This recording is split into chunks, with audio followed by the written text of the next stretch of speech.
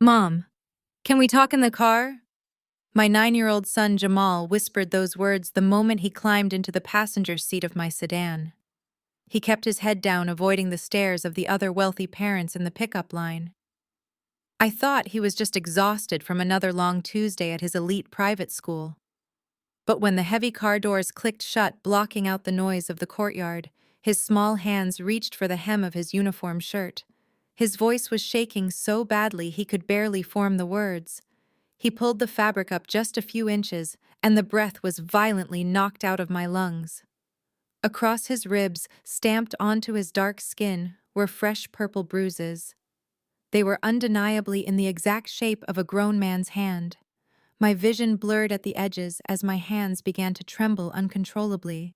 My beautiful, gentle boy was hyperventilating, terrified of what would happen next. And right at that exact moment, my phone lit up with a call from the school principal, who just so happens to be my brother-in-law.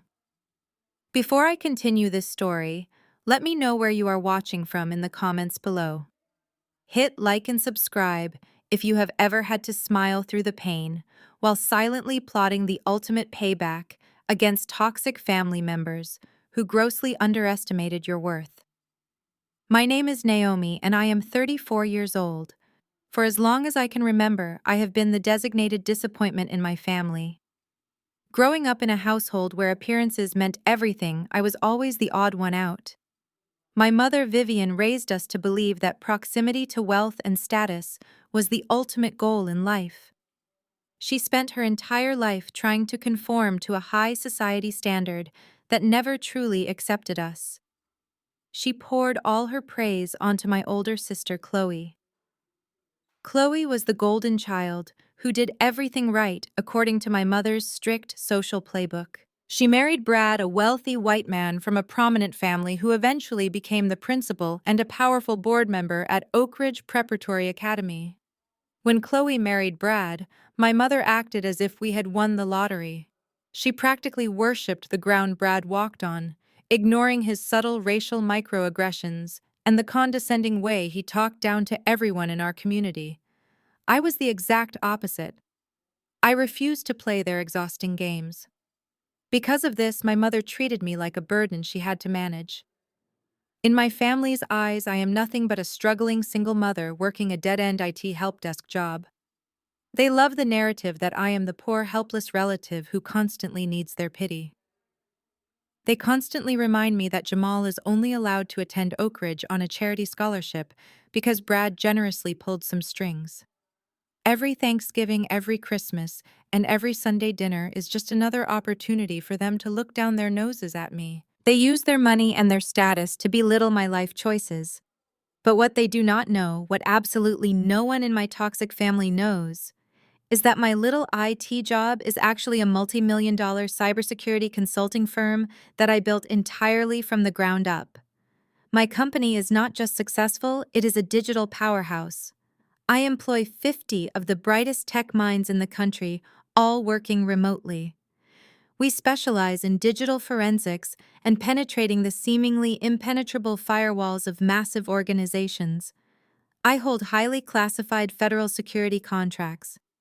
My personal net worth surpassed 8 figures 3 years ago. I bought the modest house I live in with cash, and I secretly fully fund the very scholarship program that supposedly pays for my son's tuition.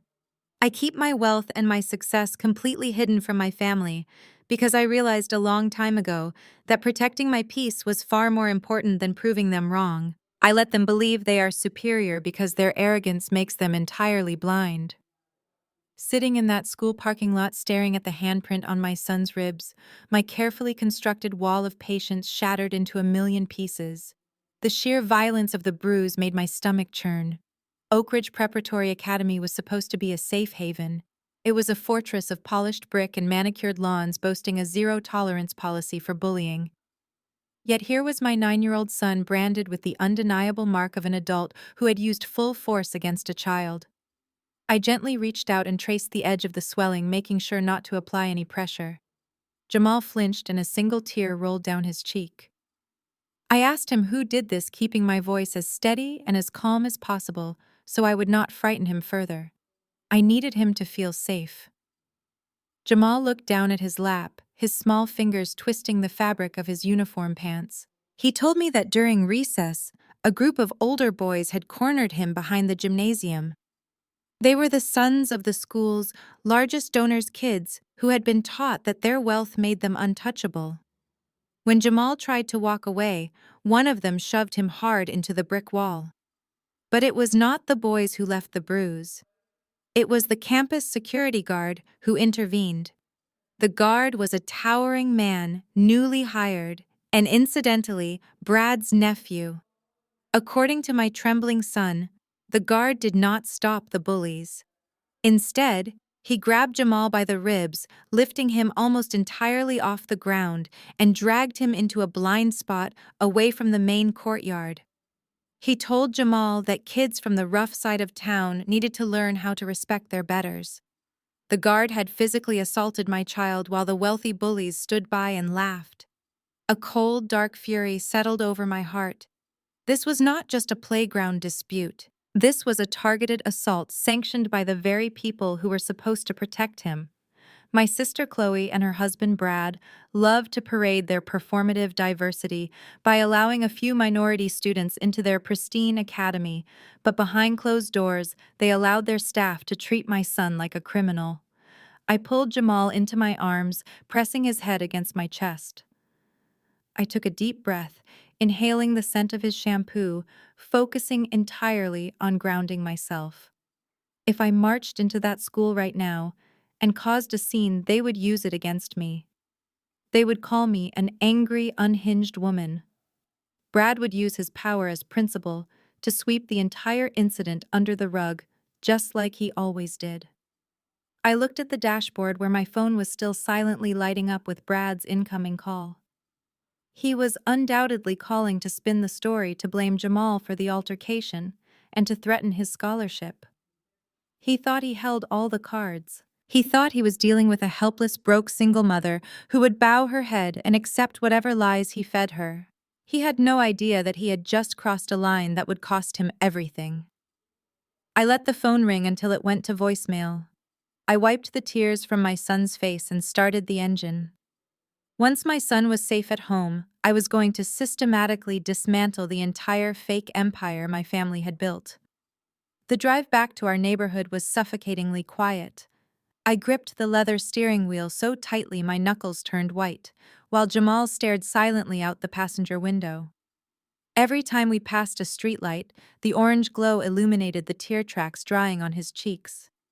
My phone began vibrating against the plastic of the cup holder for the second time. The screen flashed with Brad's name. Brad was nothing if not persistent. He was a man who demanded immediate obedience, and he could not stand being sent to voicemail. I knew exactly what he was trying to do. He wanted to secure the narrative before I had a chance to process what had been done to my son. I pressed the green accept button and put the call on speakerphone, keeping my eyes fixed on the road ahead. "Naomi, are you there? I have been trying to reach you." His voice echoed through the car speakers, dripping with that sickeningly fake concern he always used to mask his deep-seated disdain. "I am driving Brad. What do you want? We had a very disturbing incident on campus today regarding Jamal." Brad sighed heavily into the receiver, performing the role of the exhausted, benevolent educator. "Your boy was involved in a severe physical altercation behind the gymnasium. I had to personally dispatch the campus security team to intervene and restrain him. He was being highly aggressive, Naomi. Uncontrollably aggressive." There it was. The exact word I knew he would use. Aggressive. It was a heavily coded and deliberate weapon. A word Brad loved to throw around whenever Jamal laughed too loudly, defended himself, or simply existed outside the narrow margins Brad deemed acceptable. It was a calculated microaggression used to paint my sweet, quiet 9-year-old boy as a dangerous, unhinged threat. Brad used that word to justify the violence inflicted upon my son. I glanced over at Jamal. He shrank even further into his seat, wrapping his small arms protectively around his bruised ribs as he listened to his uncle lie. "Is that what the security guard told you, Brad?" I asked, keeping my voice dangerously flat and devoid of any emotion. "That is what happened, Naomi. Do not try to defend this behavior. Brad snapped his patience, instantly vanishing the moment I questioned his authority. You need to understand the position you are putting me in. I stuck my neck out for you. I personally convinced the school board to grant Jamal that diversity scholarship so he would not have to attend those failing public schools in your neighborhood. But he does not know his place. He is disrupting the environment we have carefully cultivated at Oak Ridge. I listened to the steady hum of my car's engine as Brad continued his self-righteous monologue. He was fully leaning into his favorite role as the white savior who was being burdened by his ungrateful black relatives. The parents of the other boys involved are furious, Naomi. Brad continued, his tone turning sharp and threatening. These are prominent families, generous donors. If you do not discipline your kid and teach him how to behave in a civilized environment, I will have absolutely no choice but to revoke his scholarship and expel him tomorrow morning. Consider this your absolute final warning. Get a handle on him or he is out. Brad paused, taking a deep breath. He was waiting for my reaction. He expected me to cry. He expected the poor, helpless single mother to beg for his mercy, to apologize profusely for her son's supposed transgressions, and to promise that she would punish him. He wanted me to grovel and feed his massive ego. He wanted me to act exactly like my mother and sister, who practically worshipped the ground he walked on. Instead, I reached over and pressed the red button on the dashboard screen, disconnecting the call right in the middle of his next sentence. I did not say a single word in response. I did not argue. I did not curse at him. I simply cut him off entirely. I refused to give him the satisfaction of hearing my voice shake. When we finally pulled into our driveway, I helped Jamal out of the car and guided him into the house. My modest 3-bedroom home was our sanctuary, far away from the toxic judgment of my family. I ran a warm bath for him, treating his injuries with the utmost care. I made him a mug of hot cocoa and tucked him securely into his bed, with a fresh ice pack and a stack of his favorite comic books. I sat on the edge of his mattress, running my fingers through his hair until his breathing steadied and he drifted off to sleep. I kissed his forehead and silently promised him that the people who hurt him would pay dearly. I quietly closed his bedroom door, walked down the hallway, and unlocked the heavy wooden door to my home office. This room was off limits to everyone. It was soundproofed and outfitted with a dual server rack, a dedicated fiber optic line, and 4 ultra-high-definition monitors mounted to the wall. My family genuinely believed I spent my days resetting passwords and answering tech support calls for minimum wage. They had absolutely no concept of the digital empire I commanded from this very leather chair. I sat down and cracked my knuckles. The sorrow that had gripped my chest in the parking lot had completely evaporated, leaving behind nothing but cold, calculated fury. I booted up my primary workstation and brought up my encrypted terminal. Oak Ridge Preparatory Academy prided itself on having state-of-the-art cybersecurity. They bragged to the wealthy parents about their impenetrable data protection. But to a federal contractor who routinely audited military-grade defense networks, their firewall was nothing more than a wet paper towel left in the rain. My fingers flew across the mechanical keyboard in a rhythmic blur. I did not need to guess their network architecture. I mapped their entire system in less than 3 minutes. I deployed a silent script to bypass their primary authentication protocols, masking my IP address through a series of proxy servers located in 3 different countries. Within 8 minutes, I was deep inside their administrative servers, entirely undetected. I slipped past the faculty portals and the financial databases, navigating directly to the hidden folders containing the campus surveillance archives. Brad thought he could control the narrative because he controlled the school grounds. He thought he could erase the truth by simply ordering a guard to delete a file. But in the digital world, nothing is ever truly deleted. And in my world, I am the one who holds all the master keys. I located the encrypted video files from the courtyard cameras, selected the exact timestamp of the assault, and initiated the deep recovery download. The following evening, the air was thick with the suffocating humidity of early September. I pulled my modest sedan into the sweeping circular driveway of my sister Chloe's sprawling estate. Her house was a massive modern colonial monstrosity wrapped in imported white stone and surrounded by flawlessly manicured hedges. It was the kind of house designed specifically to intimidate anyone who dared to approach the front door. Two luxury SUVs were already parked near the entrance, gleaming under the warm glow of the oversized security lights. I turned off the engine and looked over at Jamal. Despite the lingering heat, he was wearing a heavy long-sleeve sweater pulled down securely to his wrists. We had carefully selected the outfit together to ensure not a single shadow of the purple handprint on his ribs would be visible. I reached over and gently squeezed his knee, reassuring him that we were only staying for dinner and that he did not have to speak to anyone if he did not want to. He nodded silently, his large brown eyes wide with a mixture of anxiety and quiet trust. I promised him that we would leave the exact second he felt uncomfortable. He unbuckled his seatbelt, and we stepped out into the muggy evening air. Walking up the long stone pathway felt like marching directly into a lion's den. We walked up the grand stone steps, and before I could even ring the doorbell, the heavy mahogany door swung open. A uniformed housekeeper ushered us inside with a tight, practiced smile, taking our light jackets, but leaving Jamal's sweater exactly where it was. The foyer was aggressively opulent, featuring a cascading crystal chandelier and a sweeping marble staircase that looked like it belonged in a museum rather than a family home. The entire house smelled of expensive cedar and overpowering floral perfumes designed to mask the rotten core of the people living inside it. I guided Jamal through the cavernous hallway toward the formal living room, where the low hum of classical music and clinking glass signaled the start of our mandatory family dinner. Chloe was standing by the floor-to-ceiling windows, holding a delicate crystal glass of white wine. She looked like she had just stepped out of a high society magazine spread. Her silk emerald green dress draped perfectly over her frame, and her hair was styled in flawless, effortless waves. She was the absolute picture of upper-class perfection, a carefully manufactured illusion that she guarded with her life. Everything about her, from her manicured nails to her artificially whitened smile, was designed to project an image of untouchable wealth. When Chloe turned and spotted us standing in the doorway, her perfect smile instantly dropped into a tight, rigid line.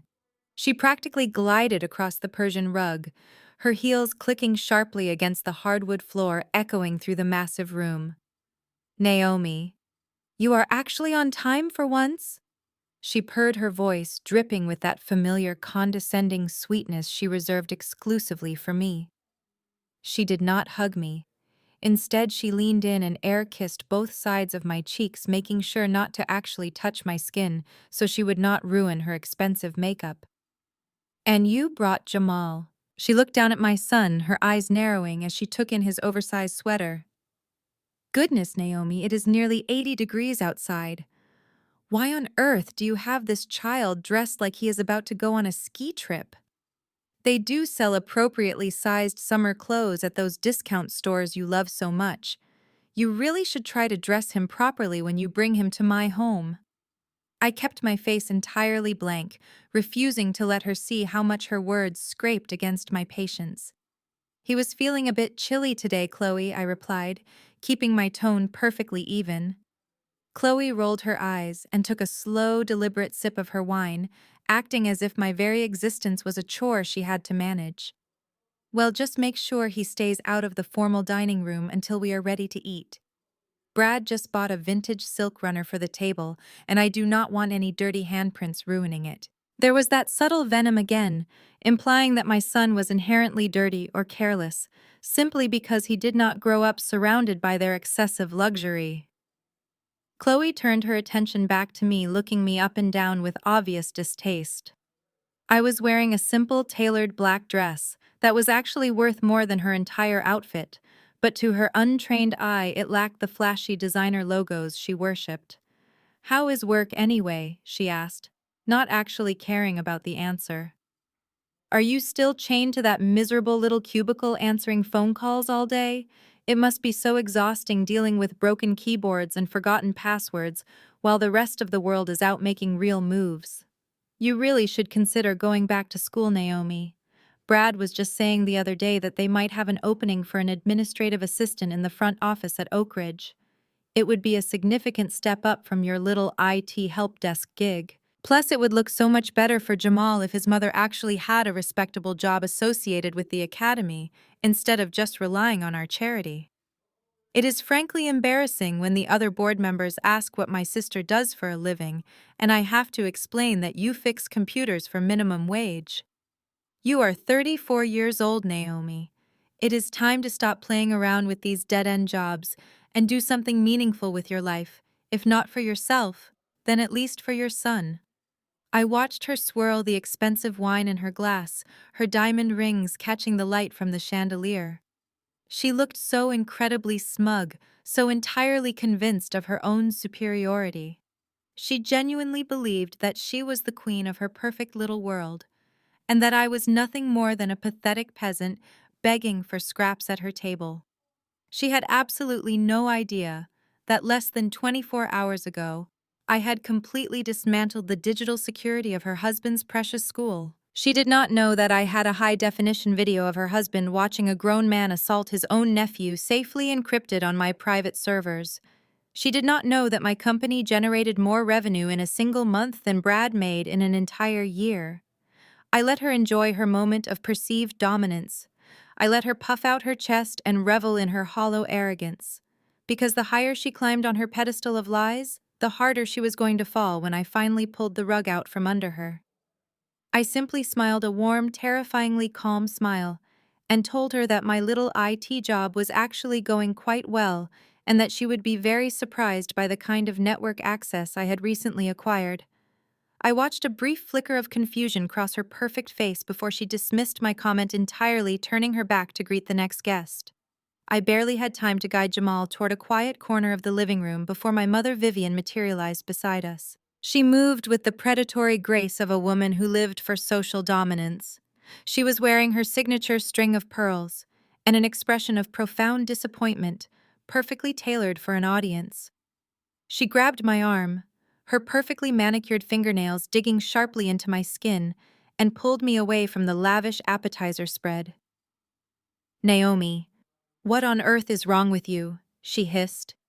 Her voice pitched low enough to avoid drawing a crowd, but sharp enough to cut right through me. "Chloe told me you were being difficult at the door, but I did not think you would actually show up here tonight after the stunt you pulled yesterday." I gently pulled my arm out of her grip, keeping my expression entirely neutral. "What stunt are you referring to, Mother?" "Do not play dumb with me." Vivian snapped, her eyes flashing with anger. "Brad called me last night. He told me that you hung up on him right in the middle of a very serious conversation about your son's unacceptable behavior. He was taking time out of his incredibly busy schedule to help you manage this crisis, and you treated him with absolute disrespect." "You have always been so unnecessarily hostile, Naomi. You imagine these ridiculous slights and act out when people are just trying to help you." I stared at the woman who was supposed to be my protector. She did not ask me what happened to her grandson. She did not ask if Jamal was okay. She immediately took the side of the wealthy white man who held power over us. She was employing her favorite tactic, gaslighting me into believing that my reaction to my son's assault was just another example of my supposed emotional instability. "Brad was threatening to expel my child, Mother," I replied, my voice steady and quiet. I removed myself from an unproductive conversation. "He was giving you a reality check," Vivian countered aggressively. "A reality check you desperately need. Look at where you are, Naomi. You are barely scraping by on that meager little salary of yours. You cannot afford to send Jamal to a proper school without Brad's charity. If Brad decides to pull that scholarship, Jamal will end up in those terrible public schools, and his future will be ruined. You need to swallow your stubborn pride right now. You are going to walk over to Brad, and you are going to apologize for your hysterical outburst on the phone. You will thank him for his patience, and you will beg him to give Jamal another chance." Before I could even process the absolute audacity of her demand, a heavy hand clapped onto my shoulder. I turned to see Brad standing right behind me, holding a glass of expensive bourbon on the rocks. He wore a crisp, custom-tailored suit and a sickeningly magnanimous smile that did not quite reach his cold eyes. Several other family members and a few of Brad's wealthy friends from the country club had naturally gravitated toward him, eager to bask in his perceived importance. "Now, Vivian, there is no need to be so harsh," Brad said, his voice booming across the room, ensuring that everyone nearby was listening. "We are all family here. We have to be understanding of each other's limitations." He stepped forward and looked down at Jamal, who had quietly moved to stand slightly behind my leg. Brad reached out with his free hand and patted Jamal heavily on the top of his head. The gesture was completely devoid of affection. It was a power move designed to show ownership and control. I felt Jamal immediately tense up, his small body going completely rigid as he instinctively tried to protect his bruised ribs from the sudden movement. I subtly shifted my weight, placing myself firmly between my son and my brother-in-law. Brad did not seem to notice or simply did not care.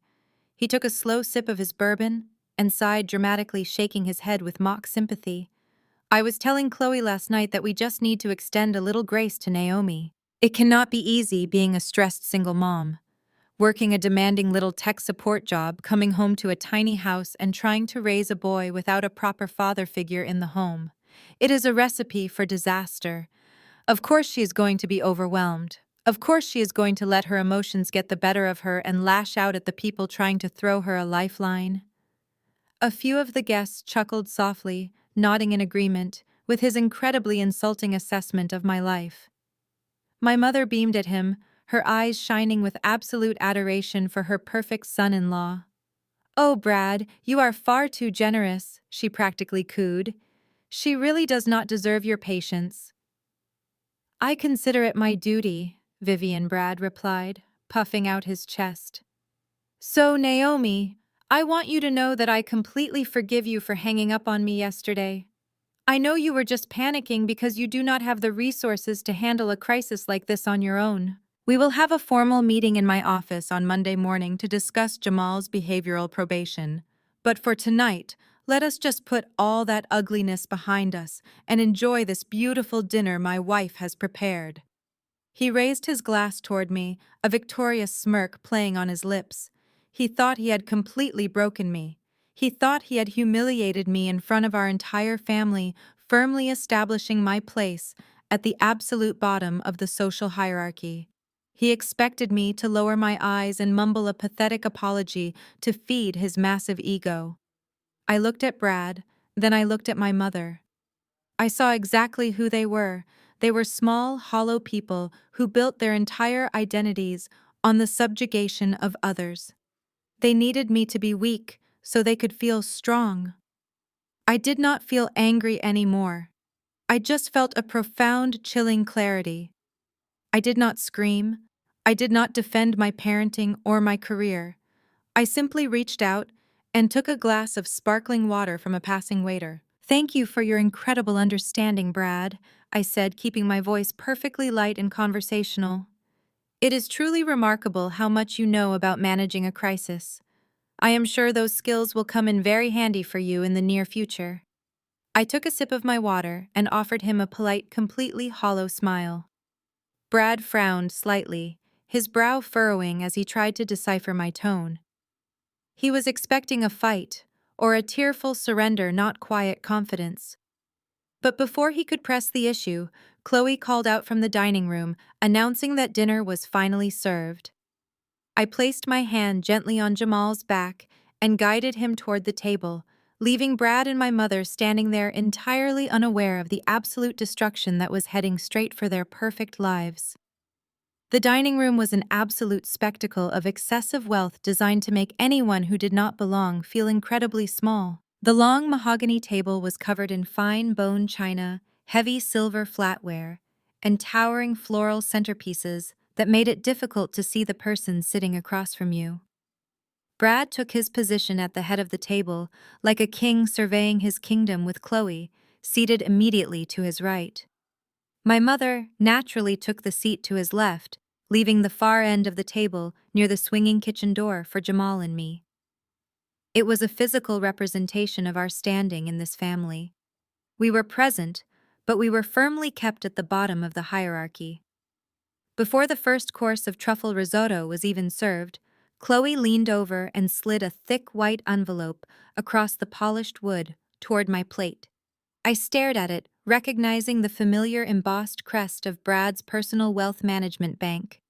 "We know things are incredibly tight for you right now, Naomi," Chloe said, her voice projecting loud enough for the entire table to hear. "Brad and I were talking, and we want to make sure Jamal has decent school supplies and lunch money for the rest of the semester. Think of it as a little blessing from us to you. We just hate seeing you struggle so much." My mother nodded approvingly from across the table, dabbing the corner of her mouth with a perfectly folded linen napkin. "Such a generous sister," Vivian murmured loud enough for the wealthy country club guests to hear. "You really should be taking notes, Naomi. Not everyone is lucky enough to have a family willing to bail them out of their poor life choices." In the past, this was the exact moment where my throat would tighten. I would feel the hot sting of humiliation, tears pricking my eyes, as I quietly accepted their financial charity to keep the peace.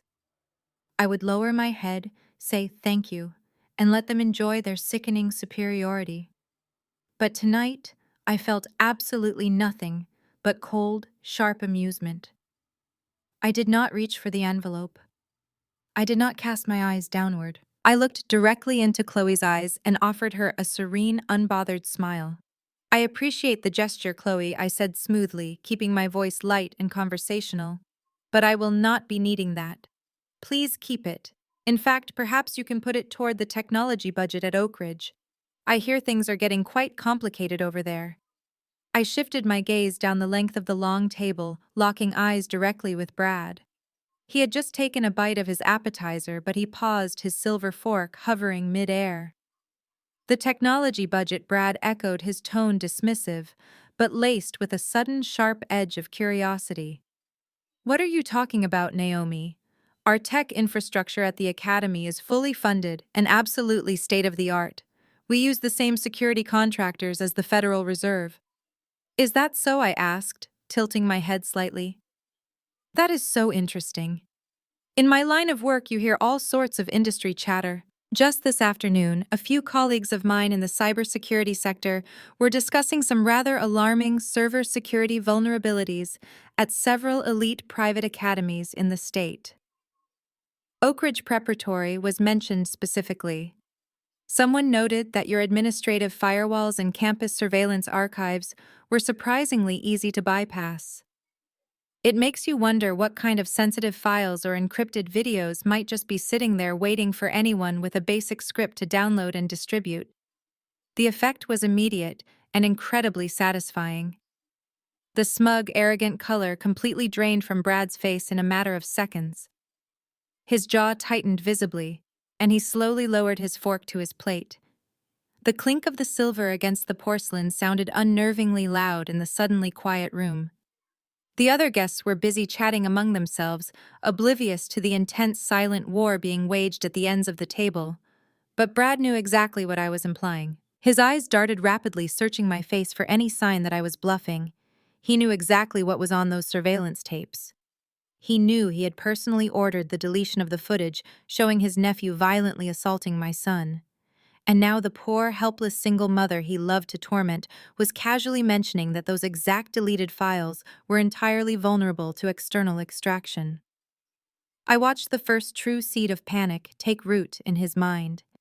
He tried to quickly recover his composure, forcing a stiff, dismissive laugh that sounded entirely unnatural. "That is absurd, Naomi. You and your little tech support friends must be reading too many internet conspiracy forums. Our servers are impenetrable. Any data deleted from our system is scrubbed permanently." But his voice lacked its usual booming authority. It sounded thin and unusually reedy. He reached for his water goblet, and I noticed a slight tremor in his hand. I smiled warmly, picking up my own glass. "Impenetrable is a very dangerous word, Brad. In my professional experience, the people who believe their walls are the highest are usually the ones who leave the back door wide open. You would be absolutely shocked at what a dedicated professional can recover from a permanently scrubbed network drive." Digital footprints are forever. I took a slow sip of water, letting the heavy silence stretch out agonizingly between us. I left the thick white envelope sitting untouched on the table next to my plate, a silent rejection of their financial control. The dinner continued with my mother and sister completely oblivious to the massive shift in power that had just occurred right in front of them. Chloe continued to boast about her upcoming charity galas, and Vivian continued to nod along, but Brad was completely checked out. He barely touched his expensive meal for the rest of the night. Every time I casually glanced in his direction, I caught him staring at me, his mind frantically racing. I could see the gears turning in his head, trying to figure out if the helpless lamb he had been leading to the slaughter had suddenly turned into a wolf. He spent the remainder of the evening nervously checking his phone under the table, terrified of what might already be out there. The seed of fear had been successfully planted, and I was going to watch it tear his perfect life apart. I did not stay for dessert.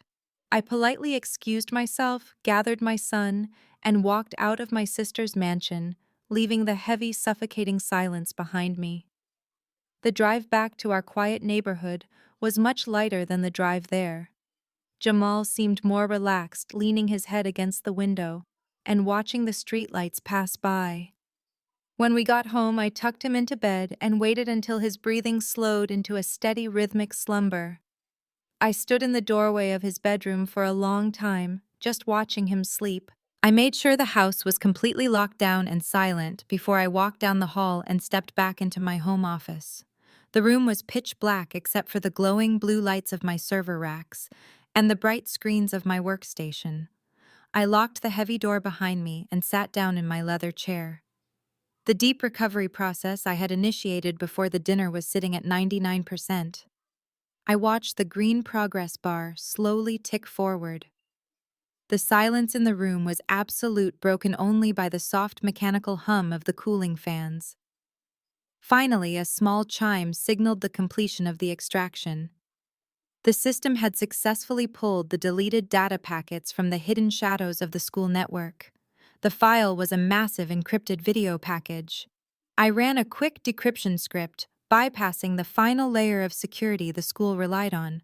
I unzipped the contents, isolating the exact camera feed from the exterior gymnasium wall. I took a deep breath, bracing myself for what I was about to see.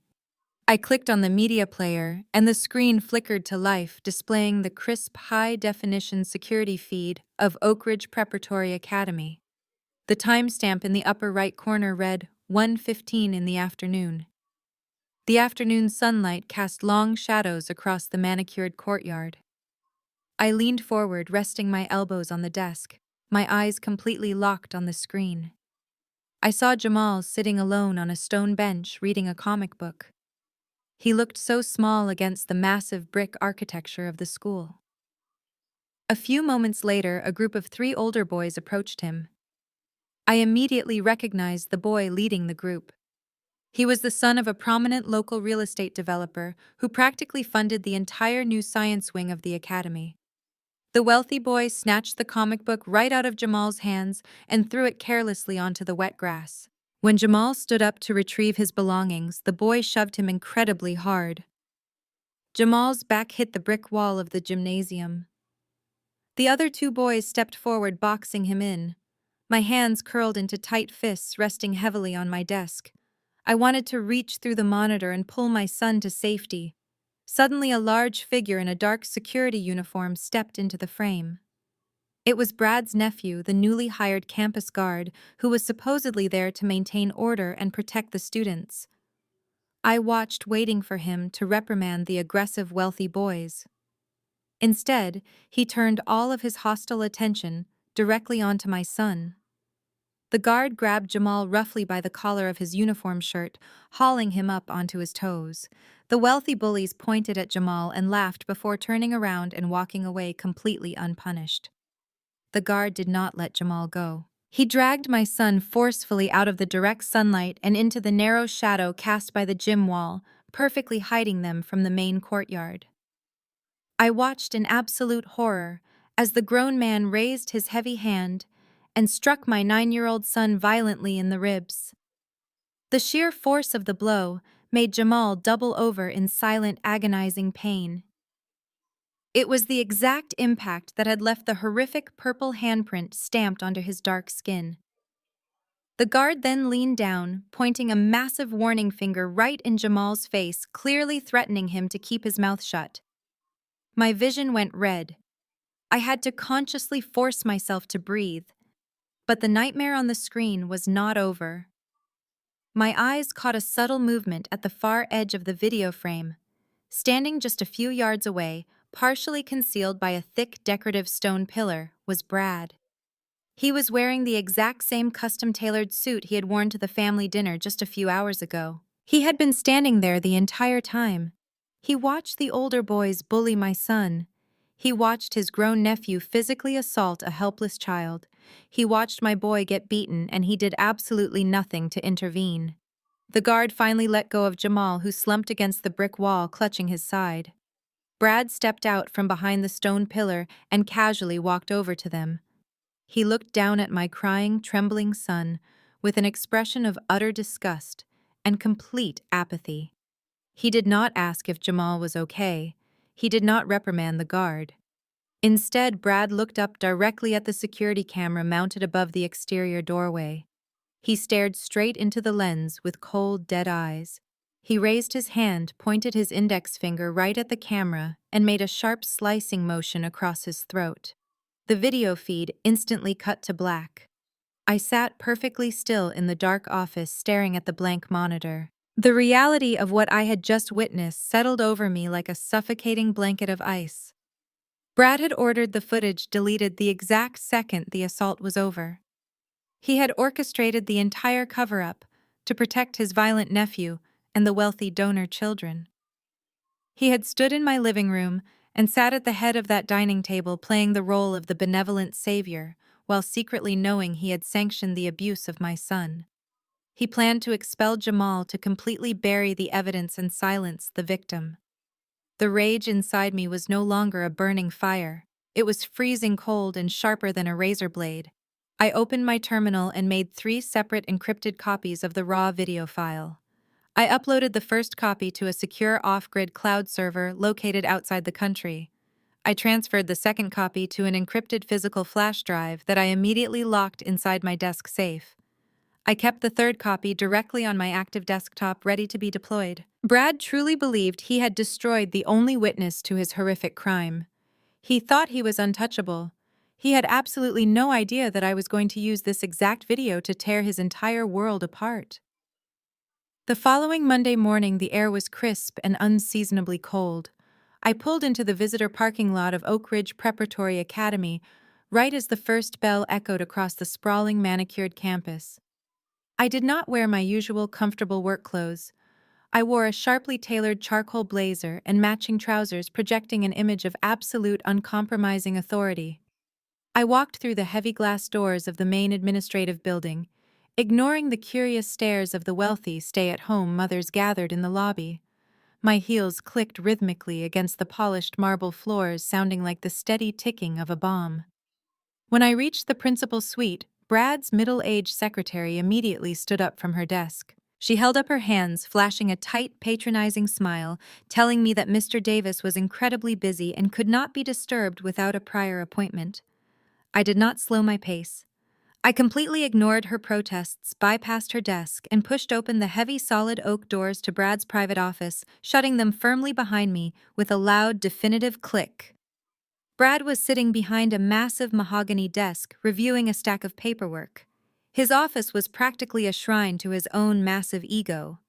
The walls were lined with expensive leather-bound books he probably never read and framed degrees from elite universities. He looked up sharply, his face instantly twisting from mild annoyance into a deeply condescending smirk when he realized it was me. "Naomi?" He sighed heavily, taking off his reading glasses and tossing them carelessly onto the desk. "I specifically told you we would discuss Jamal's behavioral probation at 10 o'clock. Barging into my office like a deranged person is certainly not going to help your son's case. In fact, it only proves my point about the kind of unstable environment he is being raised in. I did not take the comfortable leather guest chair positioned directly in front of his desk. I remained standing, forcing him to look up at me. I reached into my blazer pocket, pulled out my encrypted digital tablet, and placed it squarely in the center of his pristine desk. I did not say a word. I simply tapped the screen, once pressing play. The high-definition video of the courtyard filled the quiet room. The audio was crystal clear. Brad watched the screen as the wealthy donor kids shoved my son. He watched as his towering nephew dragged Jamal into the shadows and punched him violently in the ribs. And then he watched himself step out from behind the stone pillar, look directly into the camera, and run his finger across his throat. The silence in the office was deafening. I watched the blood completely drain from Brad's face, leaving his skin a sickly pale gray. His jaw locked and his eyes darted frantically around the room as if he was suddenly searching for hidden microphones. The smug, arrogant principal was completely gone, replaced by a man staring directly at his own undeniable guilt. I reached over and paused the video, leaving the image frozen on Brad's face staring up at the camera. "I want your nephew terminated immediately," I said, my voice low, cold, and steady. "I want him escorted off this campus in handcuffs before lunch. And then I want a formal written apology from you delivered to my son, acknowledging exactly what happened in that courtyard." For a fraction of a second, Brad looked genuinely terrified. He knew he was caught. He knew the footage was real, and he knew it could instantly end his lucrative career. But Brad was a man who had spent his entire life shielded by the armor of immense wealth and white privilege. He was not used to facing consequences, especially not from someone he considered infinitely beneath him. I watched his fear rapidly curdle into a toxic, venomous rage. He pushed the tablet away from him and leaned back in his expensive leather chair, crossing his arms over his chest. He let out a harsh, humorless laugh that sent a chill down my spine. "You are out of your mind, Naomi," he sneered, his voice dripping with absolute contempt. "Do you honestly think you can march into my office and make demands of me? Look around you. Look at where you are. I am the principal of one of the most prestigious academies in the state. I sit on boards with senators and tech billionaires. You are a single black mother living in a neighborhood where the streetlights barely work. You fix computers for a living. Who do you actually think people are going to believe?" The sheer audacity of his response was breathtaking. He was not even trying to deny what he had done. He was simply relying on the corrupt power dynamics of our society to crush me. "The video speaks for itself, Brad," I replied, keeping my expression completely stoic. "It does not matter who I am. The evidence is undeniable." Brad slammed both of his hands down on the desk, pushing himself up so he was towering over me. His face flushed a dark, angry red. "That video is garbage," he spat, his voice echoing off the paneled walls. "We live in the age of artificial intelligence, Naomi. Anyone with a basic laptop and half a brain can doctor a security video to make it look like whatever they want. And that is exactly what I will tell the police when I have you arrested for extortion. I will tell them that you are a desperate, unstable woman who faked this footage because you were furious that I was expelling your violent son." He walked slowly around the desk, invading my personal space, trying to use his physical size to intimidate me. "You think you are so smart?" he whispered, his tone dripping with racial microaggressions. "You think you can come in here and play the victim. But you forget how the world actually works. The donors at this school do not care about you or your son. They care about the reputation of this institution. If you try to release this, I will bury you.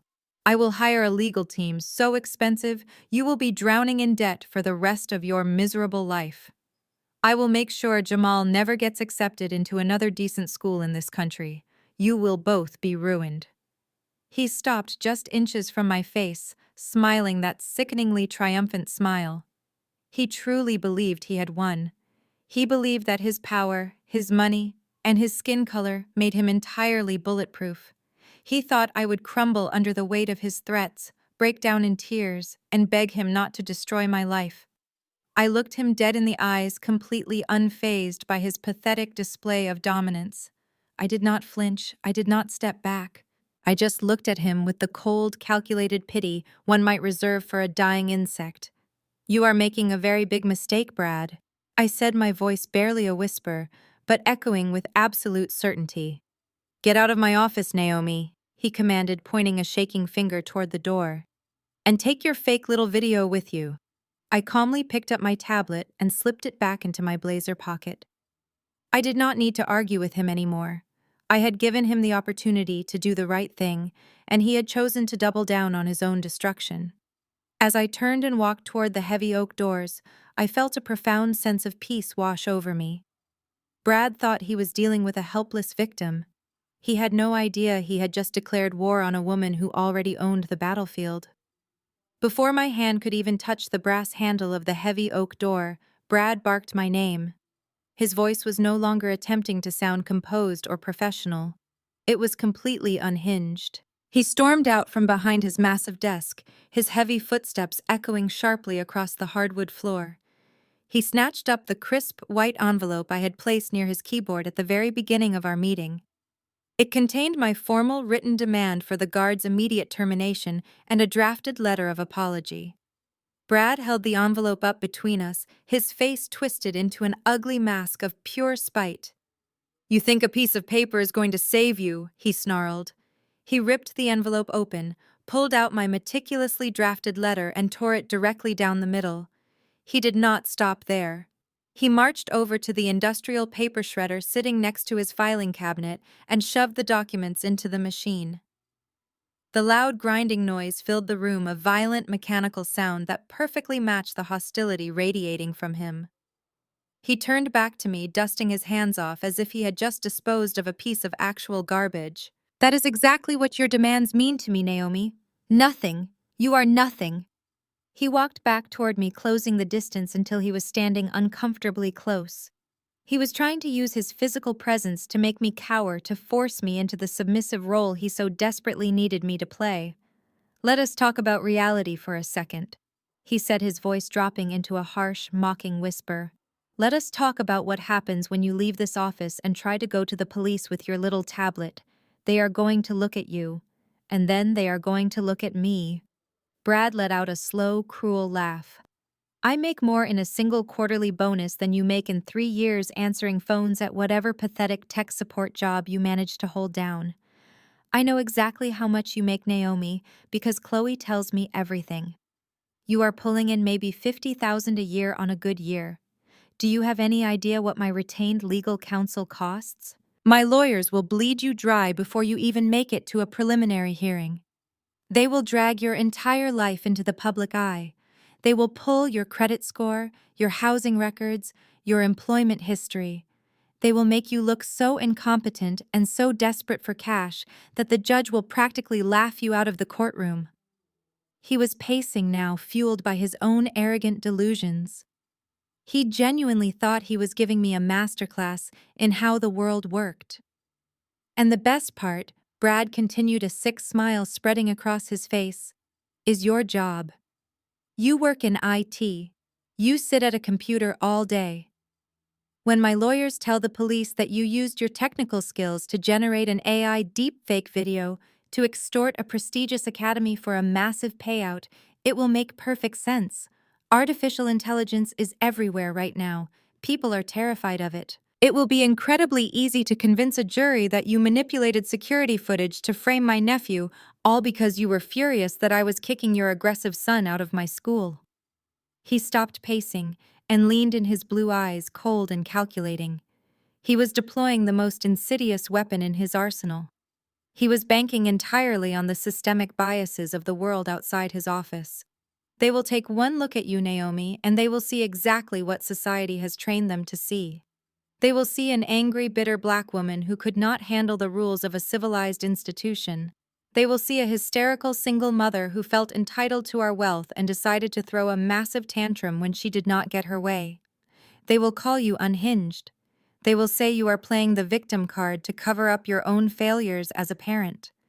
The media will absolutely devour you. And while you are fighting multiple felony charges for extortion and fraud, I will be standing in front of the press looking like the tragic victim of a deranged relative's greed.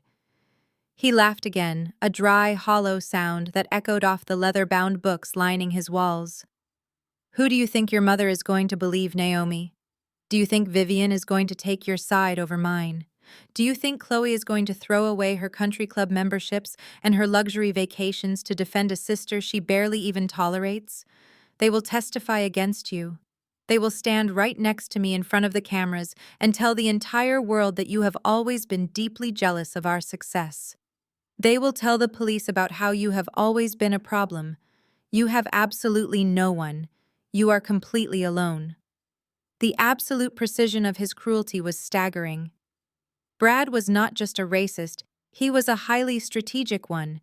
He knew exactly how to weaponize the angry black woman trope. He had likely used this exact same tactic to silence countless other parents and staff members who dared to question his authority.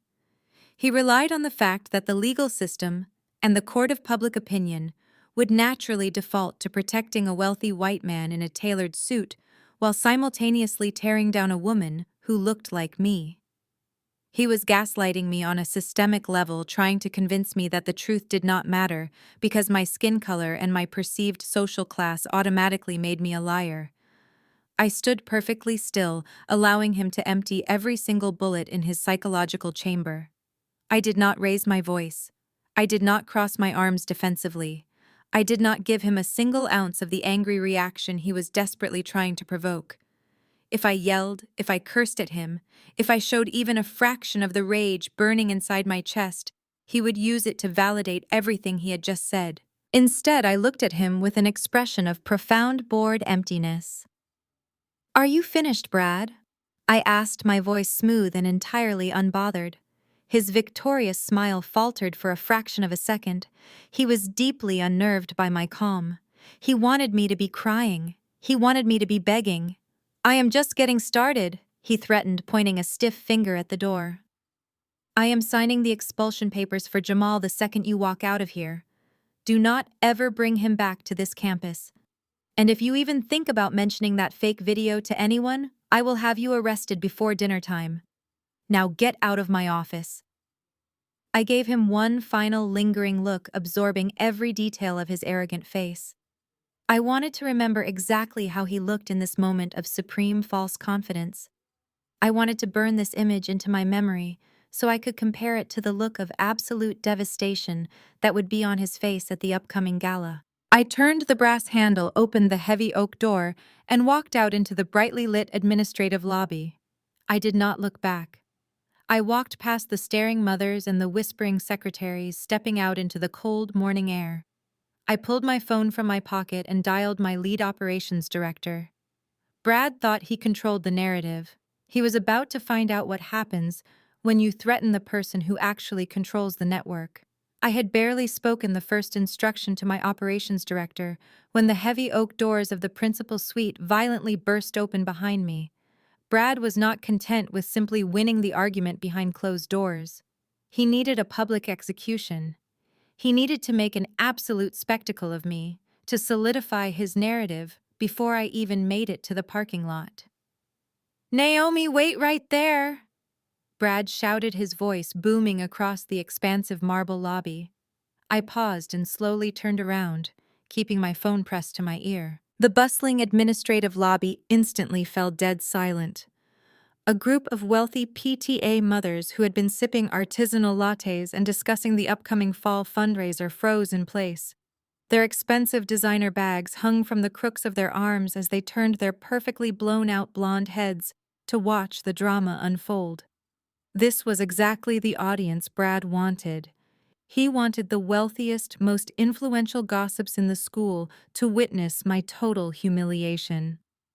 Brad marched over to the head receptionist's desk, his face flushed with manufactured righteous indignation. He snatched a pristine white document from a stack of official forms and slammed it down onto the polished granite counter. "Hand me a pen," he snapped at the terrified secretary. She scrambled to hand him a heavy gold-plated pen. Brad signed his name at the bottom of the document with aggressive theatrical strokes, making sure every single person in the lobby was watching him. He ripped the top copy from the pad and held it up like a victorious gladiator. "I want everyone to be clear on our policies," Brad announced, projecting his voice so it echoed off the high ceilings. "Oak Ridge Preparatory Academy has a strict zero-tolerance policy for violence and insubordination. We graciously extend charity to certain underprivileged students, but when those students prove they cannot assimilate into a civilized environment, we must take immediate action to protect our community." He marched directly up to me and shoved the piece of paper against my chest, forcing me to take it or let it fall to the floor. I took the paper. It was an official notice of immediate expulsion for Jamal. "Your son is no longer welcome at this institution," Brad declared, looking down his nose at me. "And neither are you. Your repeated aggressive outbursts and your refusal to accept responsibility for your child's violent behavior are a threat to the safety of our staff." The wealthy mothers standing near the leather waiting chairs began to whisper among themselves, pulling their cashmere wraps a little tighter around their shoulders. They looked at me with a mixture of fear and profound disgust, exactly as Brad had programmed them to. To them, I was exactly what Brad said I was. I was the ungrateful, hostile charity case from the wrong side of the tracks, causing a scene in their pristine sanctuary. "Security," Brad barked, waving his hand toward the two large uniformed guards standing near the front entrance. "Escort this woman off the premises immediately. If she resists or causes a disturbance, call the local police and have her arrested for criminal trespassing." The two guards immediately moved toward me, their heavy boots thudding against the marble floor. One of them was older, but the other was young and overly eager to impress the boss. The younger guard reached out and clamped his thick hand tightly around my upper arm. His grip was entirely unnecessary and deliberately painful. He was treating me like a violent criminal who was about to lash out. I did not pull away. I did not struggle. I knew that any sudden movement, any raised voice, or any attempt to defend myself physically would instantly be weaponized against me. If I fought back, Brad would have the police here in 3 minutes, and I would leave the campus in handcuffs, validating every single racist stereotype he had just laid out for his wealthy audience. "Take your hands off me," I said, my voice low, even, and completely devoid of panic. "I am walking out on my own." The younger guard looked over at Brad for confirmation. Brad just crossed his arms and offered a smug, dismissive nod. "Make sure she actually leaves the property," Brad instructed. The guard did not let go of my arm.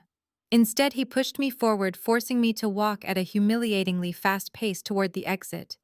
The other guard flanked my right side, completely boxing me in. I was physically frog-marched across the lobby in front of at least a dozen staring parents. I kept my head held high, my spine perfectly straight, and my expression completely unreadable. I refused to let them see me break. I refused to give Brad the satisfaction of a single tear. As the guards pushed me through the heavy glass double doors, Brad stepped up to the threshold. "Do not ever come back here, Naomi." He called out, his voice dripping with absolute venom. "Go back to your miserable little life and stay out of ours." The heavy glass doors swung shut behind me, cutting off the sound of his voice. The cold morning air hit my face as the guards marched me down the front steps and practically shoved me toward the visitor parking lot. They stood at the bottom of the steps, watching me with their arms crossed, making sure I got into my car. I walked to my sedan, unlocked the door, and slid into the driver's seat. I locked the doors, took a slow, deep breath, and smoothed out the wrinkles the guard had left on the sleeve of my blazer. My heart was pounding against my ribs like a trapped bird, but my mind was operating with absolute terrifying clarity. The public humiliation sting was sharp, but it was entirely temporary. Brad had just played his final card. He had used his power to physically throw me out into the cold, believing he had entirely neutralized the threat. I lifted my phone back to my ear. The call with my lead operations director had been connected the entire time. He had heard every single word Brad said. He had heard the guards grab me. He had heard the entire pathetic display of fake power. Are you still there? I asked, staring through my windshield at the massive brick facade of the academy. I am here, Naomi. My director replied, his voice tight with suppressed anger on my behalf. Give me the word. Brad Davis just officially declared war, I said, shifting my car into gear. I want a full, comprehensive audit of every single financial transaction that has passed through the Oak Ridge administrative servers in the last 5 years. I want cross-references on his personal bank accounts, his offshore shell companies, and his real estate acquisitions. Do not stop until you find the rotting floorboards in his perfect little house. Consider it done, the director said. I hung up the phone and drove out of the parking lot, leaving the pristine, manicured campus behind me. Brad thought he had humiliated me by throwing me out of the front door. He had absolutely no idea that I already owned the entire foundation of the building he was standing in. He wanted a public spectacle. He wanted to destroy my reputation in front of his wealthy peers. I was going to give him exactly what he wanted, but the execution was going to be entirely his own. I had barely been home for an hour. Jamal was safely tucked into his room, working on a puzzle, completely unaware of the war I had just formally declared on his behalf. I was sitting at my kitchen island with my laptop open, reviewing the initial financial data packets my operations director had already started filtering through. The sheer volume of shell companies tied to Brad's name was staggering. I was deep into tracing a wire transfer from the school development fund to an offshore account when a violent pounding rattled my front door.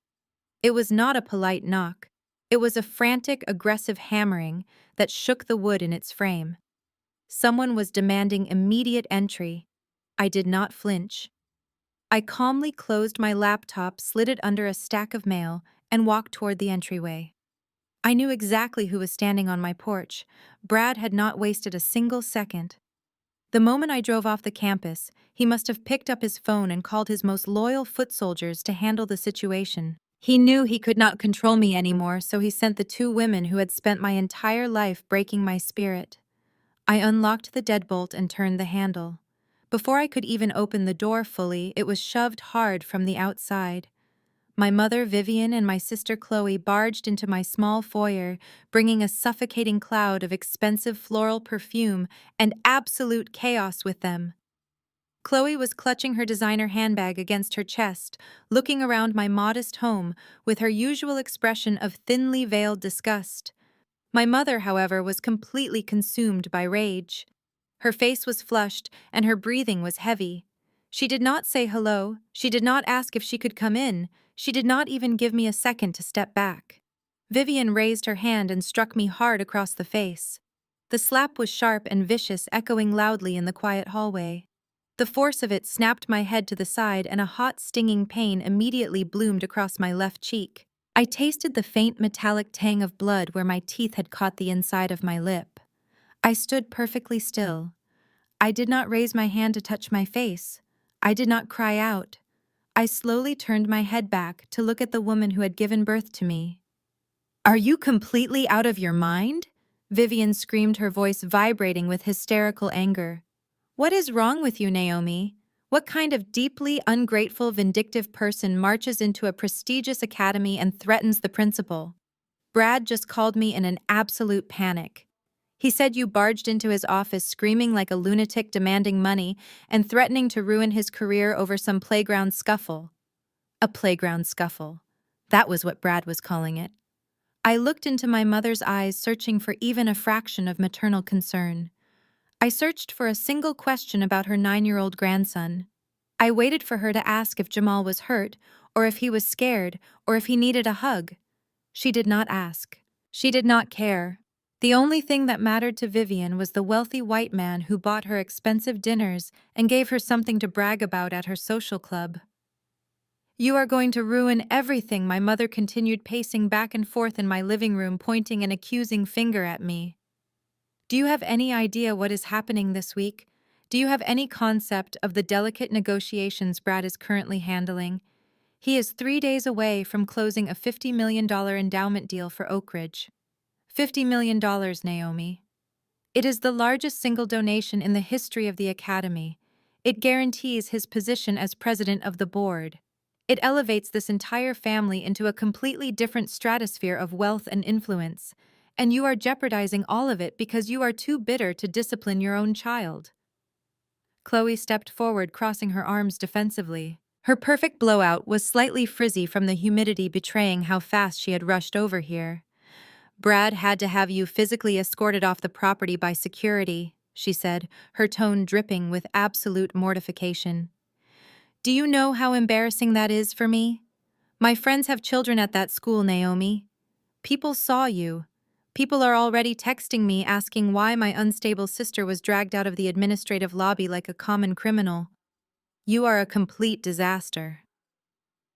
I listened to them trade complaints, letting their toxic words wash over me. It was fascinating in a deeply morbid way. They were entirely predictable. Brad had spun a masterpiece of manipulation, and they had swallowed it whole without a single second of hesitation. He told them I was demanding money. He played right into their preconceived notions of my poverty and my supposed jealousy. Did Brad happen to mention why I was in his office? I asked, my voice eerily calm, contrasting sharply with their hysterical shouting. Did he mention the security footage showing his adult nephew punching your grandson in the ribs? Vivian scoffed loudly, rolling her eyes as if I had just said something incredibly stupid. Oh, please, Naomi, stop with the dramatic lies. Brad told us you would try to spin some ridiculous story to justify your behavior. He told us you were threatening to fake a video to extort the school. I cannot believe you would stoop so incredibly low. You are actually trying to frame an innocent guard just to get a payout. You are sick. You need serious psychiatric help. He is your grandson, Mother, I said quietly, staring right through her. Your flesh and blood. You did not even check his room to see if he was okay before you raised your hand and hit me. Jamal is fine, Chloe snapped, stepping between us as if she needed to protect Vivian from my logic. Boys get into fights, Naomi. It is a part of growing up. But you are using it as an excuse to attack my husband because you cannot stand the fact that we have everything you do not. You have always been jealous of me. Ever since we were kids, you hated that Mom paid more attention to me. You hated that I married a successful man, while you ended up a struggling single mother fixing computers. I looked at my sister taking in her designer clothes and her flawless makeup. She was an empty shell of a human being, perfectly molded by my mother to serve as a trophy. She was so desperate to hold on to her status that she would actively defend a man who watched a child get beaten. They were both actively participating in the cover-up. They were not just innocent bystanders blinded by manipulation, they were willing accomplices to Brad's cruelty. The slap had severed the very last thread of obligation I felt toward these women. Any lingering hesitation, any small voice in the back of my head whispering that they were still my family, completely died in that hallway. They had drawn their lines in the sand, and they had placed firmly on the side of my enemy. They were standing in my house, breathing my air, and demanding my submission to protect a $50 million check that would never actually belong to them. You need to fix this right now, my mother demanded, her chest heaving. You are going to call Brad and you are going to beg for his forgiveness. You are going to sign a non-disclosure agreement promising never to speak of this ridiculous extortion attempt again. If you do not do exactly what I say, I will legally disown you, Naomi. I will make sure no one in our extended family ever speaks to you or your son ever again. You will be entirely cut off. She thought the threat of isolation would break me. She thought I needed their table scraps to survive. I stared at Vivian and Chloe, the silence stretching out between us, heavy and charged with a dangerous electric tension. I did not reach for my phone to call Brad. I did not apologize. I just stood there, letting the absolute finality of this moment settle deep into my bones, preparing to show them exactly how little their threats meant to a woman who already owned the world. The heavy silence in my living room was thick with the toxic energy my mother and sister had dragged in with them. They stood together, a united front against the black sheep of the family, entirely convinced that their anger was justified. Chloe let out an exasperated sigh, shifting her weight from one stiletto to the other. She reached into her designer handbag and pulled out a sleek leather checkbook. The crisp snap of the leather opening echoed in the quiet space. Let us just get straight to the point, Naomi. Chloe said, her voice taking on the practical clipped tone she used when negotiating with contractors or domestic staff. We know you are struggling. We know you are desperate. That is the only logical explanation for why you would attempt such a pathetic extortion scheme against my husband. You need money. And you thought threatening Brad was the fastest way to get a payout. I did not respond. I just watched her unscrew the cap of an expensive fountain pen. She clicked the pen against the countertop, clearly annoyed by my lack of reaction. Brad is a generous man, Chloe continued, leaning over the kitchen island to write on the check. He is far too forgiving, if you ask me. But we have a $50 million endowment deal to secure this week, and we simply cannot have you lurking around the campus causing scenes and making wild accusations. It is bad for the school's image, and it is terribly embarrassing for me socially. She finished writing, ripped the check from the pad with a sharp tear, and tossed it across the granite island. The small slip of paper slid to a stop right in front of me. I looked down at it. It was a cashier's check made out to me in the amount of $100,000. Take it, Chloe demanded, her tone turning sharp and commanding. Take the money, Naomi. It is more than you will ever see in your entire life. It is enough to pay off whatever pathetic debts you have accrued, and maybe even put a down payment on a decent house in a neighborhood where the schools actually accept children like yours without needing a charity handout. A sudden hot wave of anger flared in my chest, but I forced it down, locking it away behind an expression of complete indifference. They truly believed I could be bought. They believed my silence and my son's safety had a price tag. But there are conditions, Chloe added, pointing her pen at me. If you take that money, you are leaving town. Today. You will pack up your things, pull Jamal out of whatever little public school you plan on dumping him into, and you will move out of state. I do not care where you go. Move to Florida. Move to Texas. Just get out of our lives. You will never contact us again. You will never set foot near Oak Ridge Preparatory Academy again. You are going to disappear, Naomi. Vivian stepped forward, nodding in strong agreement with Chloe's terms. This is the best offer you are ever going to get, Naomi, she said, her voice adopting that sickly sweet, patronizing tone she always used when she thought she was being magnanimous. You should be thanking your sister on your knees. She is giving you a fresh start. You clearly cannot handle the pressures of living in our world. You do not fit in here.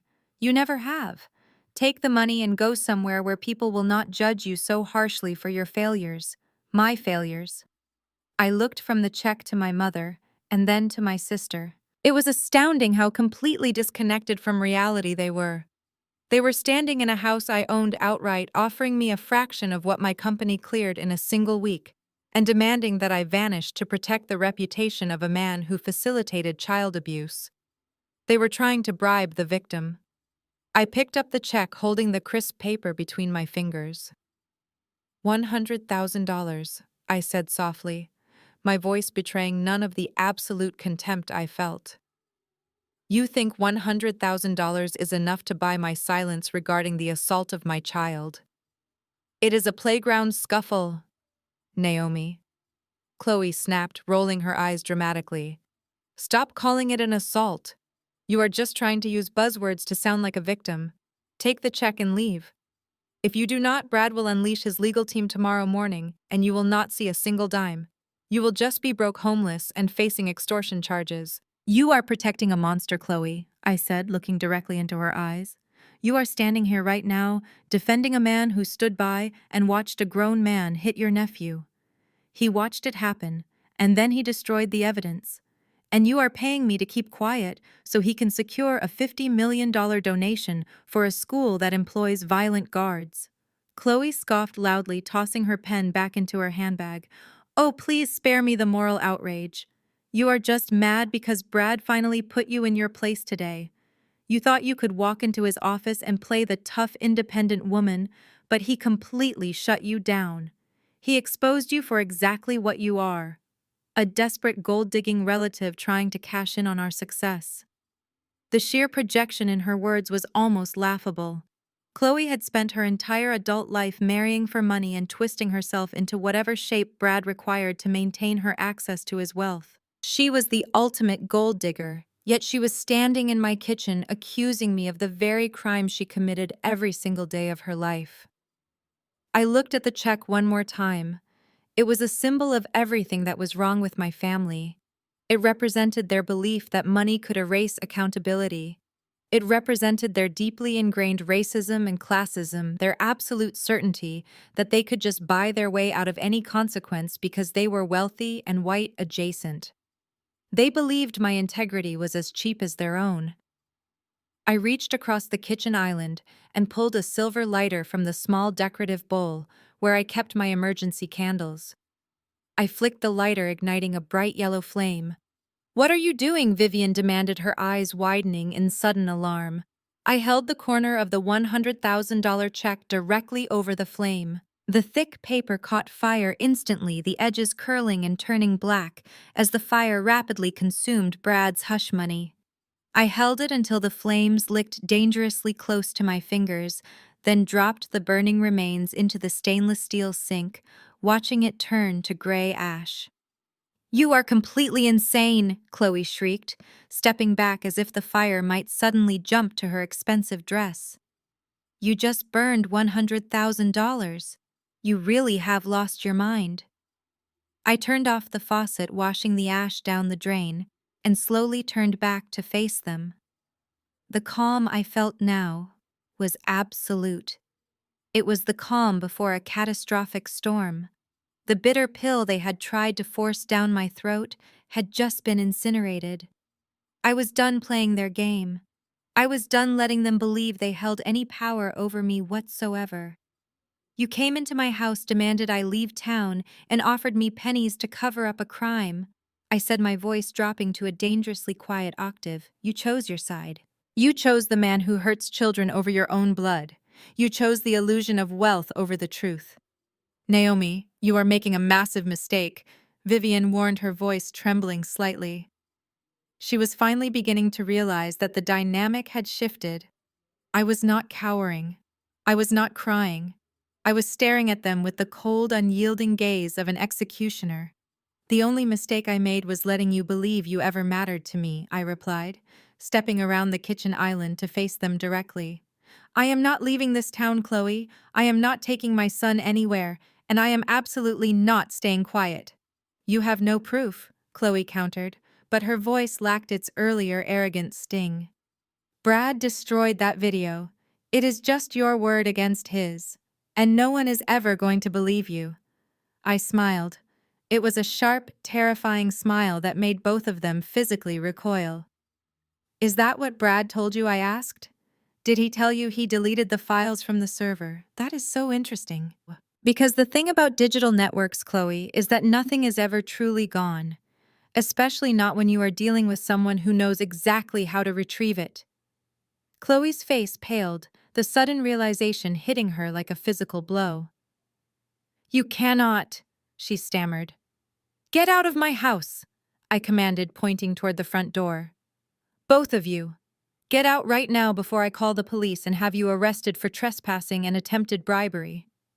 They did not argue.